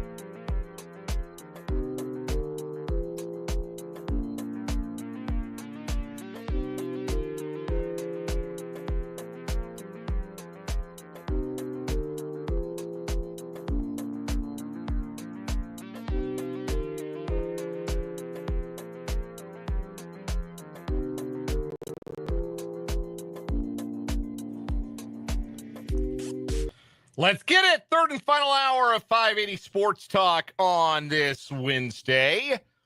Happy hump day, one and all. So glad you're here hanging out on the Sports Voice of Kansas, 580 WIBW FM 104.9, online at 580WIBW.com, and in living color on our YouTube channel, 580 Sports Talk, and our Facebook page, WIBW News. Though we might be off the air on WIBW News right now. We're trying to get that back on. Bit of a Facebook connection issue with our streaming provider. So if you're not seeing us on Facebook right now, that's why. We apologize. But if you want to watch the show today, YouTube's the place to be. 580 Sports Talk on YouTube. And if you haven't done so before, go subscribe to the YouTube channel. I'm told that we acquired another subscriber today, possibly. So I'm going to go double check that and see if that is indeed the case, because that would get us one step closer to where we want to be, that 900 subscriber mark, where we're all going to sing for you on a little 5A Sports Talk karaoke. So go subscribe to the YouTube channel if you have yet to so far. Showing 859. So when we get to 900, we're going to sing 580 Sports Talk karaoke live on the program. We're excited for that. But you got to get us there. That's the carrot. Go subscribe if you have yet to do so. 580 Sports Talk on YouTube. If you're driving around, if you're driving home from work, wait till you get home. You have to do it right now. Just remember, when you get home, fire up YouTube on your phone or your tablet, or go to youtube.com, search 580 Sports Talk, slam that subscribe button. The only thing it costs you is a click. And you can be notified when we go live, not just every day at 3:06 for 580 Sports Talk, but also for our instant reaction videos and any other fun stuff we put up on the YouTube channel. One more hour of the program today. Still plenty to get to. We got our 580 Sports Talk headlines to bring you. We've got Patrick Mahomes' weekly press conference we're going to play for you here in a little bit. We're going to get around to KU hoops. They beat Texas A&M-Corpus Christi last night. It wasn't until we were signing off that it was reported that Darren Peterson was going to play. So I can't be blamed for not bringing that to everybody's attention before last night's game. But even without Bucket Jones, KU still got plenty of buckets and scored a routine win over the Islanders. I'm going to refer to Darren Peterson as Bucket Jones every chance I get, because that is a, number one, great nickname. Number two, extremely funny. Like Bucket Jones. It rules. I love that nickname. I don't know how he got it. I don't know if he gave it to himself. I don't care. I love it. And I will use it as often as I am able, to the point where you still know who I'm talking about when I refer to Bucket Jones. Darren Peterson of the Kansas Jayhawks. Sat out last night. Bill Self said it was a bit of hamstring tightness that cropped up, and just not the kind of thing worth pushing through on a Tuesday night in November against Texas A&M-Corpus Christi.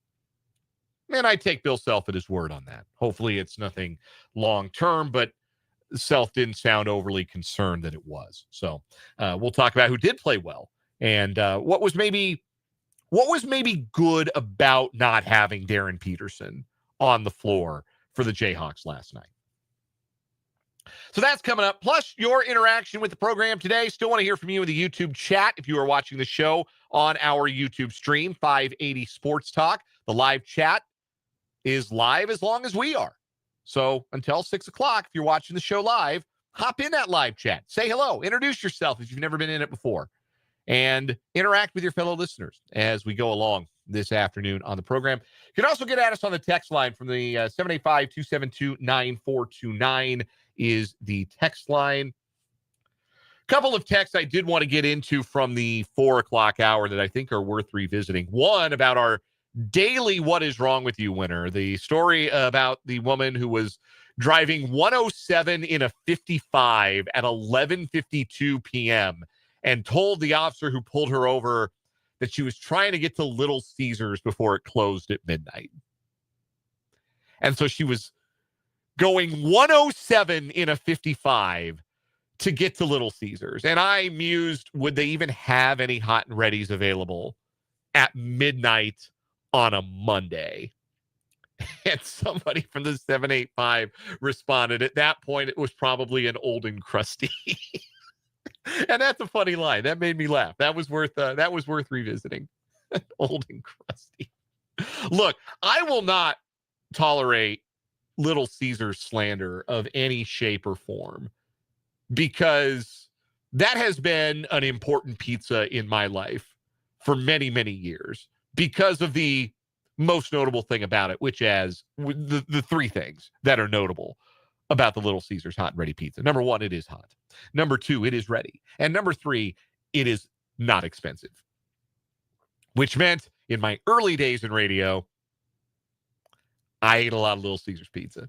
And when I was a wee lad growing up and my parents were young parents, Little Caesars was like a treat. Little Caesars was a big deal to go out and get some pizzas and a crazy bread on a Friday night. Like that was a splurge for my folks in my real young days. So like I'm talking like probably I wasn't even really old enough to enjoy it, but I just know that's an important pizza in my life. Today, tomorrow, and forever. I'm a Little Caesars guy. 785 text says they must put crack or something on the crazy bread because it's so good. It is, man. It's awesome. Big Little Caesars guy. Always will be. Anyway, a couple of other texts. We talked in the 4 o'clock hour. If you missed my conversation with Tim Fitzgerald or any part of today's show, multiple ways you can get caught up. You can always check out our archive on our YouTube channel, 580 Sports Talk. Hit that rewind button or that jump ahead button if you're looking for a past show, and hop on ahead and find what you're looking for. If you'd rather just listen to the audio archives, you can find those on our website, 580wibw.com, or you can find our podcast on Spotify by searching for 580 Sports Talk. Like us and rate us and review us over on Spotify. We appreciate those of you who do that as well. But I was talking about Kansas State football and what the identity of Kansas State football is and how it feels like they've gotten away from some of those things in recent years. But the one thing that they've held on to, I think, this year, even in the face of some real adversity that is both alternately not their fault and also maybe a little bit their fault, is their pride. They have maintained that, if nothing else, this season. And we had some texters with some thoughts on that. First from the 785, K-State's culture has always been blue collar, lunch pail, farm boy, outwork the other guy. And it does feel like that lunch pail mentality has maybe gotten away because Kansas State, this is the other part of it. Kansas State has recruited at a higher level. It has brought in a higher level of prospect in recent years. NIL makes that possible. People think NIL doesn't level the playing field. NIL levels the playing field. Y'all see who's been top 10 in college football? Y'all see Texas Tech looking like a national contender? NIL did that. NIL leveled the playing field. And NIL has given Kansas State the opportunity to bring in 4-star recruits, 5-star recruits. They never had a 5-star recruit in the pre-NIL era. They got Lincoln Cure. NIL was part of that. Not maybe the most important part, but it was part. So NIL, I still think it's a net good for players, and it can level the playing field if you're committed to parceling out those resources and making those investments. But I do think when you recruit those kids who are 4-star and 5-star talents, sometimes the guys who have made up the lifeblood of some of these K-State programs and the successful K-State teams over the years have been the walk-ons, the grinders. That culture is still really important to Kansas State. And you have to balance, hey, we're a program that can recruit a little bit of a higher level in this league because we're not necessarily recruiting against Oklahoma, Texas anymore, with we still want to maintain what is special about this program and bring in the kind of kids who make this program special because of their work ethic, because of their desire, because of what they feel about Kansas State football. It's the same discussion, frankly, that they've been having in the state to the north of us for 20-odd years. Why is Nebraska winning championships anymore? Well, we don't have the walk-on program that we used to. Don't get a Husker fan started on that. But I think there is some validity to that. I do, and I think there you see a little bit of that with Kansas State, that as that has been less a part of how K-State operates, both by choice a little bit, but also by necessity. You have a smaller roster. You have fewer roster spots for those preferred walk-on types. Changes the identity a little bit. Text from the 316 says, I will not call for Chris Klein to be fired, but I am open to the idea of Colin Klein, mainly due to how the past few seasons have seemed to go. The whole locker room has felt like it has had a cloud over it. I don't know that that's Kleiman's fault. I would push back, in fact, on the idea that particularly is a Chris Kleiman issue, that he has, I don't believe in any meaningful sense that he has lost the locker room, or that he does not have command of his locker room, or the respect and regard of his players. I'll say this about Colin Klein. He's going to be a hot name on the coaching carousel because a lot of the real hot names have already signed extensions, right? Like Matt Rule's not going anywhere. Kurt Cignetti's not going anywhere. There are going to be more instances of guys who are going to sign up some extensions and stay in their current jobs. So you're going to hear coordinators more than established head coaches for some big jobs. And Colin Klein will be one of those, especially if Texas A&M goes undefeated. Again, NIL levels the playing field. A&M's been good. Never been this good. Have they ever really been this good in modern college football? They had Jimbo Fisher as their head coach. They weren't this good. He won a national championship. So you're going to hear Colin Klein's name a lot. I think if it is true that Colin Klein's long-term, long-range goal is to be the head coach at Kansas State, which I have heard. I have heard that is something that he does desire, that would be a position that would mean a lot to him. Then I think it would make sense for him to cut his teeth as a head coach in a G6 program. Colorado State is hiring. Colin Klein is from Loveland, Colorado, which is near Fort Collins. That's a job that would make a certain amount of sense.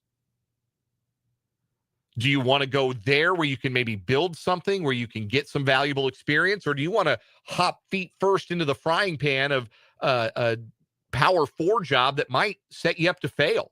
Like, I think whoever takes the Oklahoma State job had better be ready for some choppy waters the first couple of years. So I don't know. I'm not advising Colin Klein in any meaningful fashion, but I think he has a real chance to be a head coach somewhere else. And I think the best thing for him would be I don't know that Oklahoma State's a phone call I'd be eager to take. I don't think they're set up for near-term success. But there's a lot that's not out there publicly. There's a lot that people don't know. There's a lot that I don't know. And so anything I say about Colin Klein would be pure speculation. A question from the 785. If Klein were to take a head coaching job in the SEC and have a losing record, would it hurt his hireability at K-State? Well, it would depend. I think, like, if he got if Colin Klein got the Auburn job, Auburn's hiring. He got the Auburn job. And he went do a little math in my head. If he went 8-16 over a 2-year stretch, and then for whatever reason in 2 years, Kansas State were ready to make a call, I think they would still be excited to ring Colin Klein. Because it's not just about whether you win or lose. How do you do? Like, some jobs are not built for you to have success right away, like Oklahoma State. Like, I don't think if a coach goes to Oklahoma State next year and goes 3-9, I think that's a year zero for that coach. I don't think that would make that coach necessarily a bad coach. So I don't think it would be so much the record. It would be, how does the thing that's gonna really tell the tale for Colin Klein, as it would for any coordinator who becomes a head coach. The thing that will tell the tale is, how do you handle all the head coach stuff? How do you handle being the face of a program? It's great if you can scheme. It's great if you can recruit. It's great if you can handle do a good press conference. You have to be able to do all of that stuff as a head coach. And depending on where you are the head coach, that means you got to face a certain level of media scrutiny and pressure that sometimes some coaches don't handle that real well. So it all depends. Like, one example, Bo Pelini was a consistent winner, and I'll come back to Nebraska. Bo Pelini won 8-9 games every year at Nebraska. His defenses were usually pretty good until they ran into Wisconsin in any game of circumstance, and at which point they turned into a sieve. But like, Pelini's teams were always competitive, 8-9 wins every year. Boy, Nebraska fans would have signed up for that during the Scott Frost or Mike Riley years. But Pelini wasn't a good fit at Nebraska because he hated dealing with people. He did not like what it meant to be the face of that program. And they released that audio tape of him saying, literally, F the fans. And that was the end for Bo Pelini in Nebraska. He could have won a national title. There was no coming back from that. So you've got to be able to handle everything. And I don't know how Colin Klein's going to handle all of the head coaching stuff. Like I'm saying, I think he's going to be a head coach. I think that this cycle, there are so many schools hiring that this could be the cycle that it makes the most sense for Klein to start to wade into that particular water in his career. But maybe not. Maybe Texas A&M will write him up. Like, they got money. They got some investment. They got a lot of want to at Texas A&M. Could they make him happy with a contract that would exceed what he could make as a G6 head coach? Yes, they could. Oh, yes, they could. So we'll see. All of it is just idle speculation. It's all like, oh, yeah, his name's on a hot board somewhere. And that's all well and good. Does he want to do it? I think probably long-term, yes. Is this a hiring cycle where he's going to have people interested in him? Yes, I would think that is the case.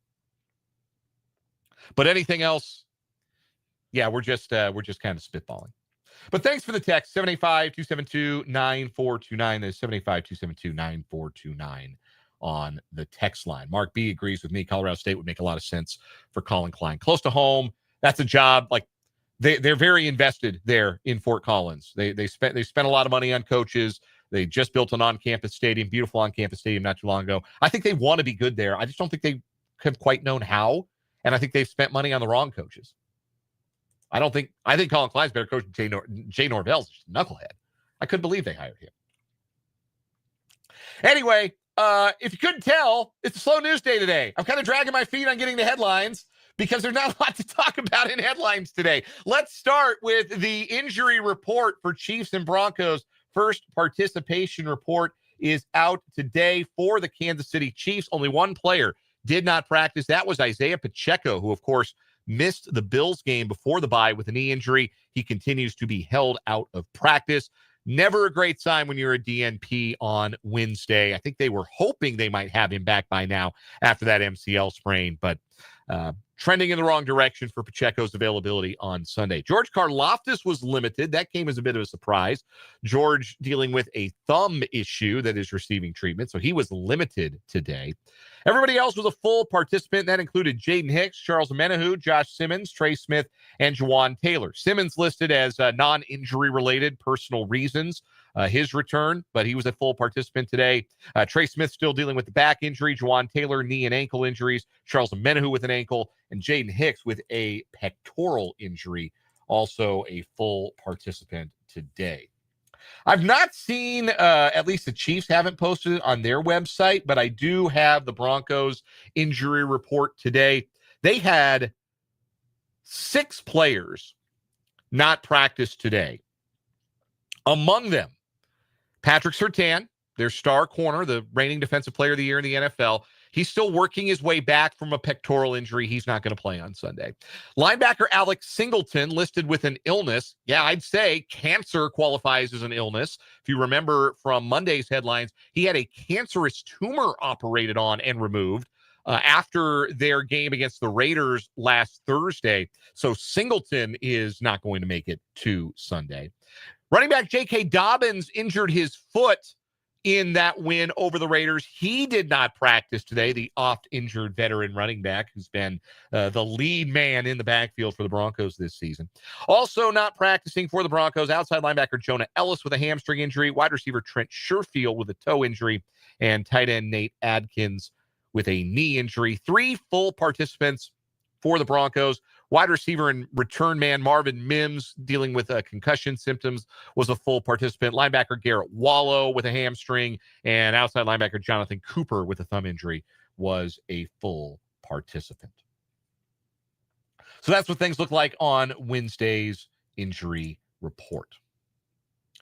Get to some other headlines today. We'll go to baseball. The managers of the year were awarded in baseball by the Baseball Writers Association of America. And in both leagues, back-to-back manager of the year winners, which I believe is unprecedented. I don't believe that the same managers have won manager of the year in back-to-back years before. Milwaukee Brewers manager Pat Murphy received 27 of the 31st place votes in the National League to win his second consecutive manager of the year award. Terry Francona got 2 first place votes. Manager of the Reds, Philadelphia's Rob Thompson got the other first place vote. Those were your second and third place finishers. In the American League, Stephen Vogt got 17 of the 31st place votes in a tightly contested manager of the year vote. Vogt wins the vote for a second straight year. John Schneider of the Blue Jays finished second. Dan Wilson of the Mariners received 2 first place votes. He finished third. Alex Cora of the Red Sox got a first place vote and was fourth. I believe Cy Young Award winners are going to be announced later this evening. In other baseball news, Cleveland Guardians pitcher Luis Ortiz pled not guilty today to charges that he and teammate Emmanuel Clase took bribes to help gamblers win bets based on pitches they threw. The 26-year-old Ortiz appeared in Brooklyn federal court today and was released on a $500,000 bond with GPS monitoring until his next court date, November 19th. He has surrendered his passport to authorities and been ordered to limit his travel to New York, Massachusetts, and Ohio. Clase will be arraigned tomorrow at the same courthouse. Prosecutors say Ortiz and Clase took several thousands of dollars in payoffs to help 2 unnamed gamblers in their home country win at least $460,000 on bets placed on the speed and outcome of certain pitches. One of Ortiz's lawyers has denied the charges, saying payments between his client and individuals in the Dominican that are cited in the case were for legal activities. Prosecutors say Clase recruited Ortiz into his scheme. Something that I forgot when we were talking about this, because this was a story that broke, I think, late Friday, maybe Saturday. Something that I had forgotten when I talked about this story on Monday in regards to Emmanuel Clase, he served a steroid suspension early in his career. So we're talking about somebody who just does not really have any respect or regard for the integrity of the sport. And the game is going to be better off without him a part of it. Even though he could have made untold millions of dollars and was one of the most electrifying closers in modern baseball history, had one of the great relief seasons as he was rigging pitches in 2024. No respect, no regard for the integrity of the game. And so the not guilty pleas in federal court, like the max sentence for both these guys is 65 years. They're not going to do football numbers for pitch rigging. That's not happening. But I'll say again, those guys are never playing professional baseball again. Not in this country. And speaking of sanctions, a quick college football headline to wrap up. Michigan State has been placed on 3 years of probation for violations that occurred during Mel Tucker's tenure as coach. The violations occurred due to the participation of 3 ineligible players. The Spartans will vacate all 14 wins from the past 3 years, including the 5 wins earned under head coach Jonathan Smith last season. Tucker was also given a 3-year show cause for failing to adequately monitor his program. Tucker, who infamously snuck out of Boulder in the middle of the night and took the job at Michigan State after 1 year as a coach at Colorado, was fired from the job at Michigan State 2 years ago because he was being nasty with a woman who was not his wife and sending some inappropriate texts. It was a sexual harassment accusation. He's Not a good guy, Mel Tucker. Not on the level. He'll never be a Division I head football coach again. That's something else I feel pretty good about guaranteeing. And while we're on the subject of college football, the college football playoff rankings came out last night. Ohio State, Indiana, Texas A&M, and Alabama, your top 4 teams, would receive the first round byes. Georgia, Texas Tech, Ole Miss, and Oregon would play home games in the first round. Those are seeds 5 through 8. Seeds 9 through 12, Notre Dame, Texas, Oklahoma, and BYU. BYU still hanging on to a spot even after losing to Texas Tech. Utah, first team out at number 13. We'll take a break. When we come back, Patrick Mahomes spoke to the media earlier today. Always has good stuff to say in his Wednesday press availability. We'll hear from QB1 next on 580 Sports Talk.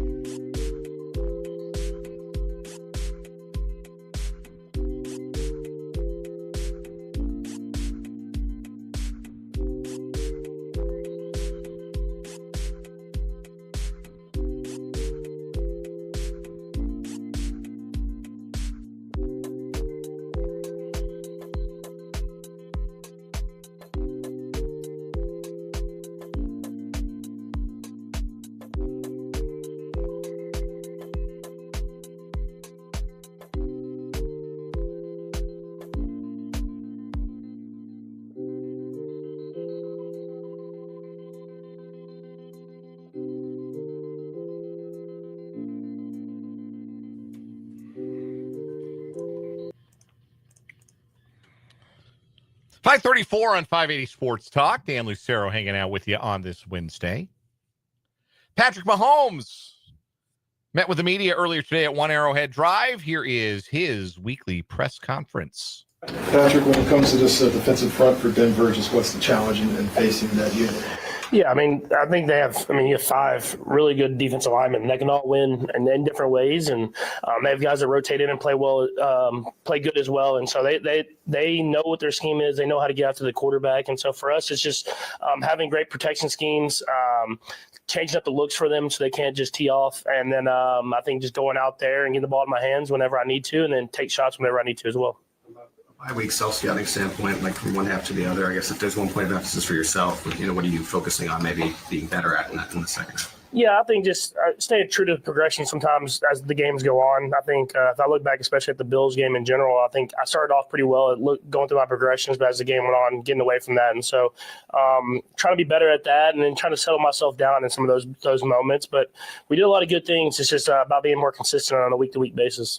Self-scout things, like after the Bills game, with Harrison was saying he was picking up tendencies on worthy and stuff like that. I mean, number one, is it possible to happen? Did you see it when you went back and looked at things, and how do you prevent that? I didn't necessarily see it, but I mean, obviously, if he said it, he saw something, and so we'll be better at looking at things like that. I appreciate the info so that we can be better at that as the season goes on. Patrick, you're OC at Texas Tech. Eric Morris is having a big year at North Texas.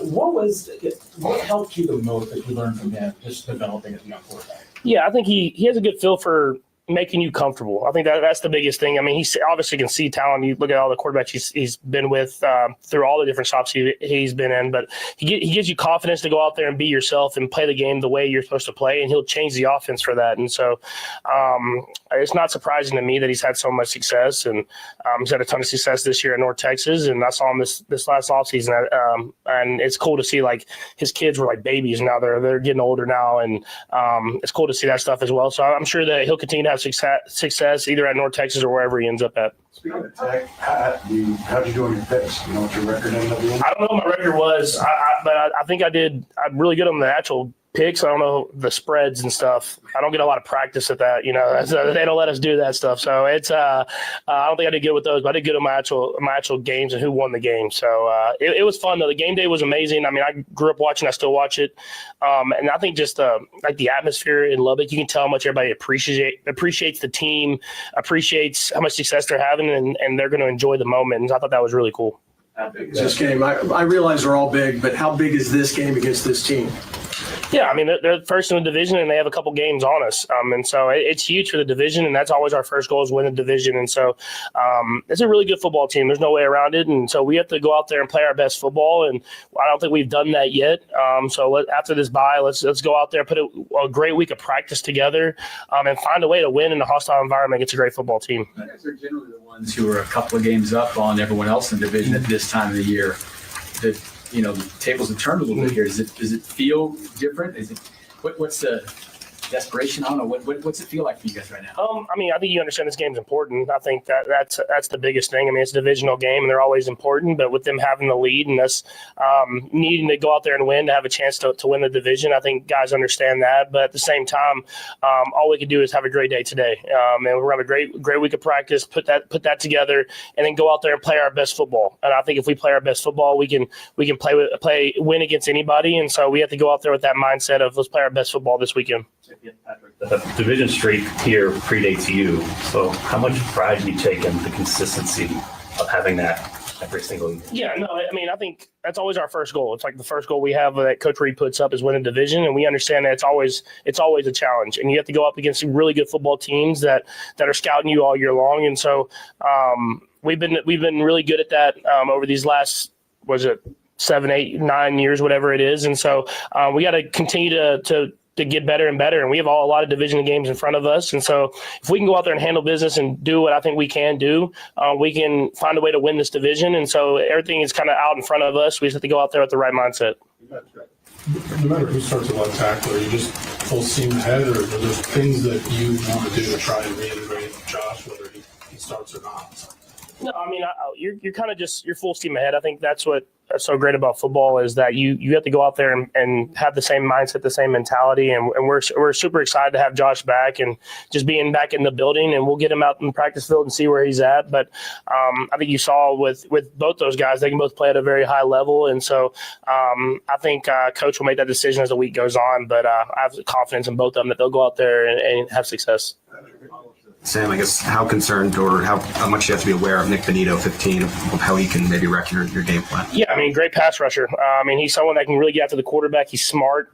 He does a lot of spying on me as well. And so he's a really good football player. And just like the other guys, when they got a lot of sacks for a reason, they got a lot of guys, Zach Allen inside and Cooper on the other side. They got guys everywhere that can make plays. And so just not letting them make a play that just completely disrupts the entire game. Just kind of getting the ball to your hands, trying not to take sacks, and then let the game come to you.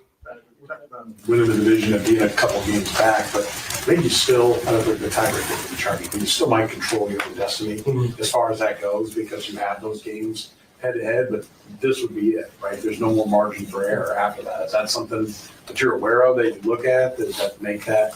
Yeah, I mean, obviously, if you lose this game, it's going to be with them having the tiebreaker and would that be like 4 games ahead of us? It'd be tough to go back and get that one. But all you can do is just handle this week, and that's all you can really worry about. And we still play a lot of great football teams, but like I said, I feel like if we play our best, we can beat anybody. And so we have to just continue to get better and better, be more consistent throughout games and throughout week to week, and that starts with practice today. Patrick, also related to that, I mean, how much do you feel like having that as the first goal and being successful at it with the division has really been the underpinning for everything else you guys have been able to do? I mean, I know you can get to the playoffs without it, but I mean, how much has that been like foundational to? Yeah, I mean, first off, you get the home game at Arrowhead, which I think is huge, and we've proved that we can go on the road and win. But just being able to play at Arrowhead is an advantage. I mean, with the noise and the atmosphere, and you could feed off the crowd and stuff like that. And so, and it kind of checks that first box for you to show that you've accomplished something in the year, and now let's build on to the next goal. And so, it's been something that's been important to us. And so we'll still have that mindset of finding a way to win it this year. But it all starts with this week. It is just a little unrelated, but you alluded to it with being conscious of the betting stuff. How much has the NBA and MLB stuff been present in your mind, and do you feel like the safeguards are all in place well in the NFL? I mean, they let us know. I mean, the NFL and the NFLPA kind of tell us all the different rules that you can and can't do. I just stay away from it, just because I don't want to put myself in that position. I mean, that's something that your life's so great. Why mess with it, you know? And so it does get. I think more than anything, to me, it gets weird sometimes when like you have fans talking about it, just because like you're just trying to go out there and live your life and play the game. And sometimes they get really attached to them even more than like the regular fan because they have money on the line. And so for me to them, I would just say, don't do anything that you can't recuperate or live without. And so it's a crazy world we live in these days, seeing all this stuff happen. But I think you just focus on the football and focus on the sport that you love and why you're here. Then you don't have to worry about all the other stuff. On that front, you went 7-2 apparently on your picks. Tied to the thing for Gatsy for first place so far. So down with the Tech thing, you've got your NIL folks down there that you've done, and Cody Campbell's been right on the forefront of all this stuff. But he's also trying to rein it in a little bit with some of those commercials we see all the time. Did you guys have discussions down there? I mean, your crystal ball. Where do you think this is going to go in the next couple of years? Yeah, I mean, I'm sure they're going to find something with the revenue sharing that will help kind of stabilize it a little bit. I mean, you want people to get paid, and you want people to get paid as much as they can. But at the same time, you don't want that to affect other sports as well. And I think that's what Cody is so big on, is he wants to keep the integrity of college football, and with guys being able to make money that will change their families' lives. And so I don't know exactly what that's going to be, if that's limiting the amount of times you can transfer, or if that's having ways that you can spread the money across all the sports. But I think Cody does it the right way, and I think that's why and Texas Tech does it the right way. And I think that's why they're having so much success, because you've seen teams kind of do the NIL thing and not work out. But they're doing it with a basis of going there to love to play the game of football with money that will change your family's lives. And I think that's what it's got to be all about at the end of the day. A few games you guys have lost this season. You've always talked about the lack of energy during the bye week. Have you been able to put your finger on why that is? I wouldn't say necessarily. I mean, I think more than anything, it's just being able to battle through adversity and some of these tight, close, contested games. It's something that we've kind of always just been able to do, and it hasn't happened this year. And so I think going into the bye, I think that was the main point for all of us, was just let's find a way to battle through that adversity. And the season's kind of been a microcosm of the whole of these close games that we've been playing in, is that we haven't been able to win in these big moments that we've used to. And so in order to get to where we want to get to, we got to learn how to do that. And I think that all starts this week. Anything you've done differently, in the close game that you played last year compared to this year? I think just if I look back at just the Bills game and at the very end of the Bills game, it's just maybe not going for that big play so early, just trying to get the ball out of my hands and get the drive going. That's something I've always been good at, but at the same time, I got to keep the aggressive mindset. So just kind of working with stuff like that. Patrick Mahomes musing on everything from Chiefs in close games to this Sunday's opponent to the future of NIL at his alma mater. Always good stuff from Mahomes. So why we started playing it this year, it wasn't always something we brought to 580 Sports Talk, but I feel like it's interesting to hear him dissect an opponent, but also just sort of weigh in on everything around him, because there's not really any question he won't take and won't answer. So I always find it to be pretty interesting. So there's Patrick Mahomes, his press conference from earlier today. When we come back, KU basketball won last night, and that was no big surprise, but something I think that was good about them playing without Darren Peterson last night. It was pretty clearly reflected on one side of the floor. We'll talk about it next on 580 Sports Talk.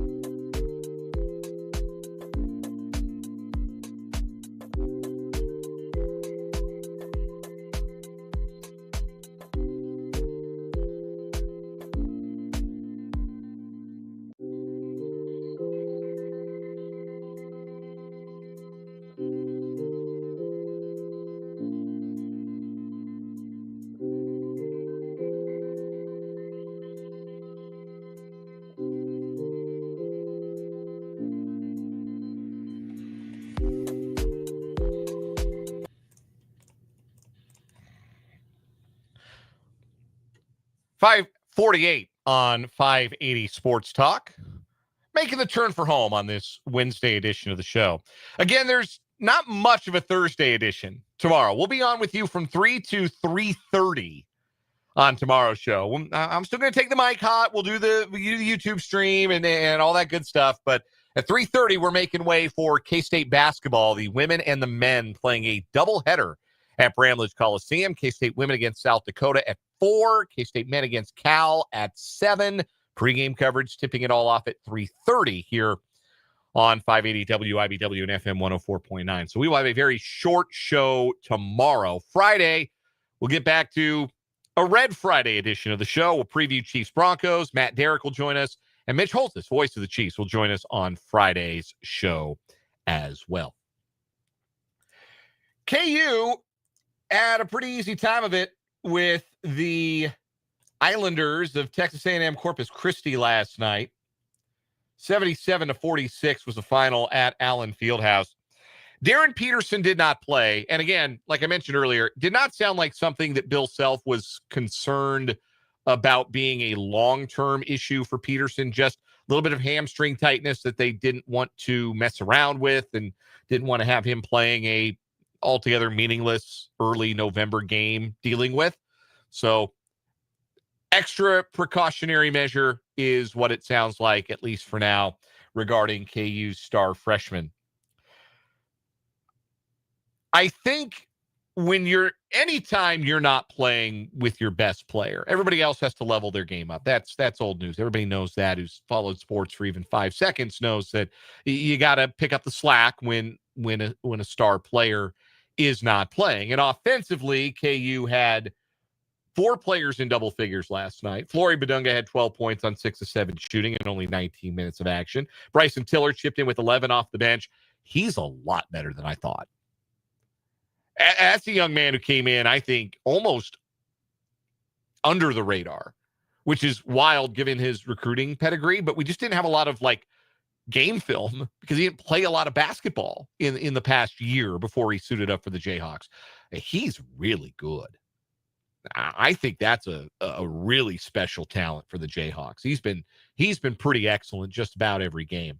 Cole Rosario led the way, though, with 16 points. 6 of 10 from the field, 2 out of 6 from 3. He's been a really good three-point shooter. I think he'll continue to be a really good three-point shooter. There's no reason that he shouldn't be. Showed off the athleticism, had a couple of alley-oop dunk finishes.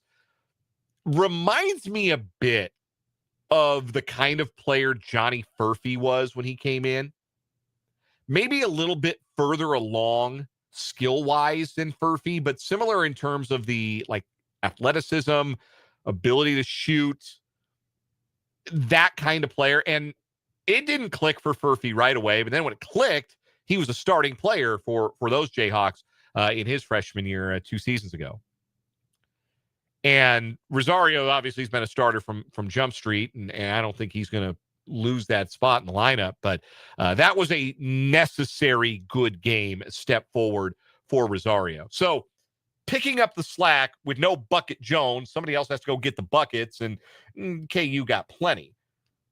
But I thought what was really telling was the effort and the energy on the other side of the floor, because KU was terrific defensively. They held Corpus Christi to 7 of 30 in the first half and 18 points in the first half. They held them to 1 of 14 from 3 in the game. For the whole game, they allowed 1 made three-pointer. They ratcheted up the energy on defense. And this usually happens for every KU team the game after. Bill Self calls them soft in the post-game press conference. Remember, he didn't use that word last year. We didn't really hear him use the term soft in relation to last year's Jayhawks because he knew that if he called them that, they wouldn't respond to it. He played the soft card after North Carolina, after game 2. He's got a different kind of team, different kind of mentality. And I think it proves that he knows they can get to a really high level defensively if the effort and the energy is there. And it was there.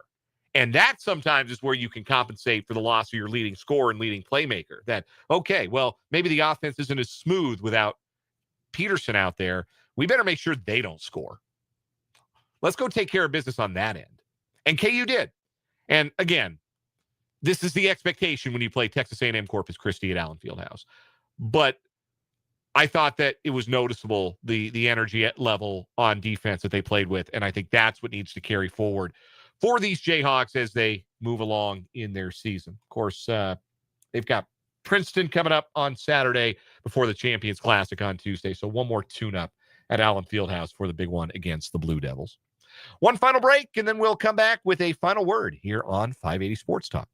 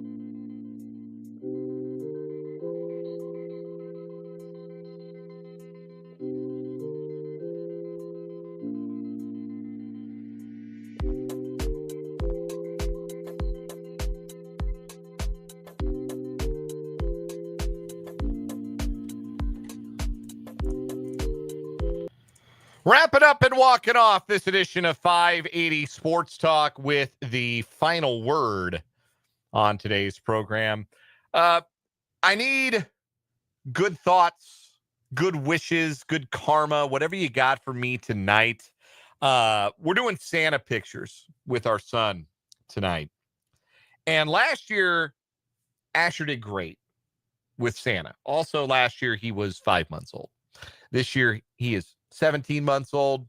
He's getting to that stage where tantrums happen a little bit more often, a little moodier. You know how toddlers are if you've been around them for any stretch of time in your life. I didn't until now. Like I'm learning. This is all new to me. So I hope these pictures come out good. I hope Asher's good old Saint Nick tonight, and we get some good pictures. So think good thoughts for your host today. One other final word that I did want to sneak in. No Isaiah Pacheco is looking likely for the Chiefs against the Broncos on Sunday. He did not practice today, so hard to see, barring something unforeseen, a return to the lineup for the Chiefs RB1. I don't think this is a team that you can abandon the run against. This is not a Broncos team that you can just forget about running the football and throw it 50 times because their pass rush is too good. There has got to be some kind of a run threat.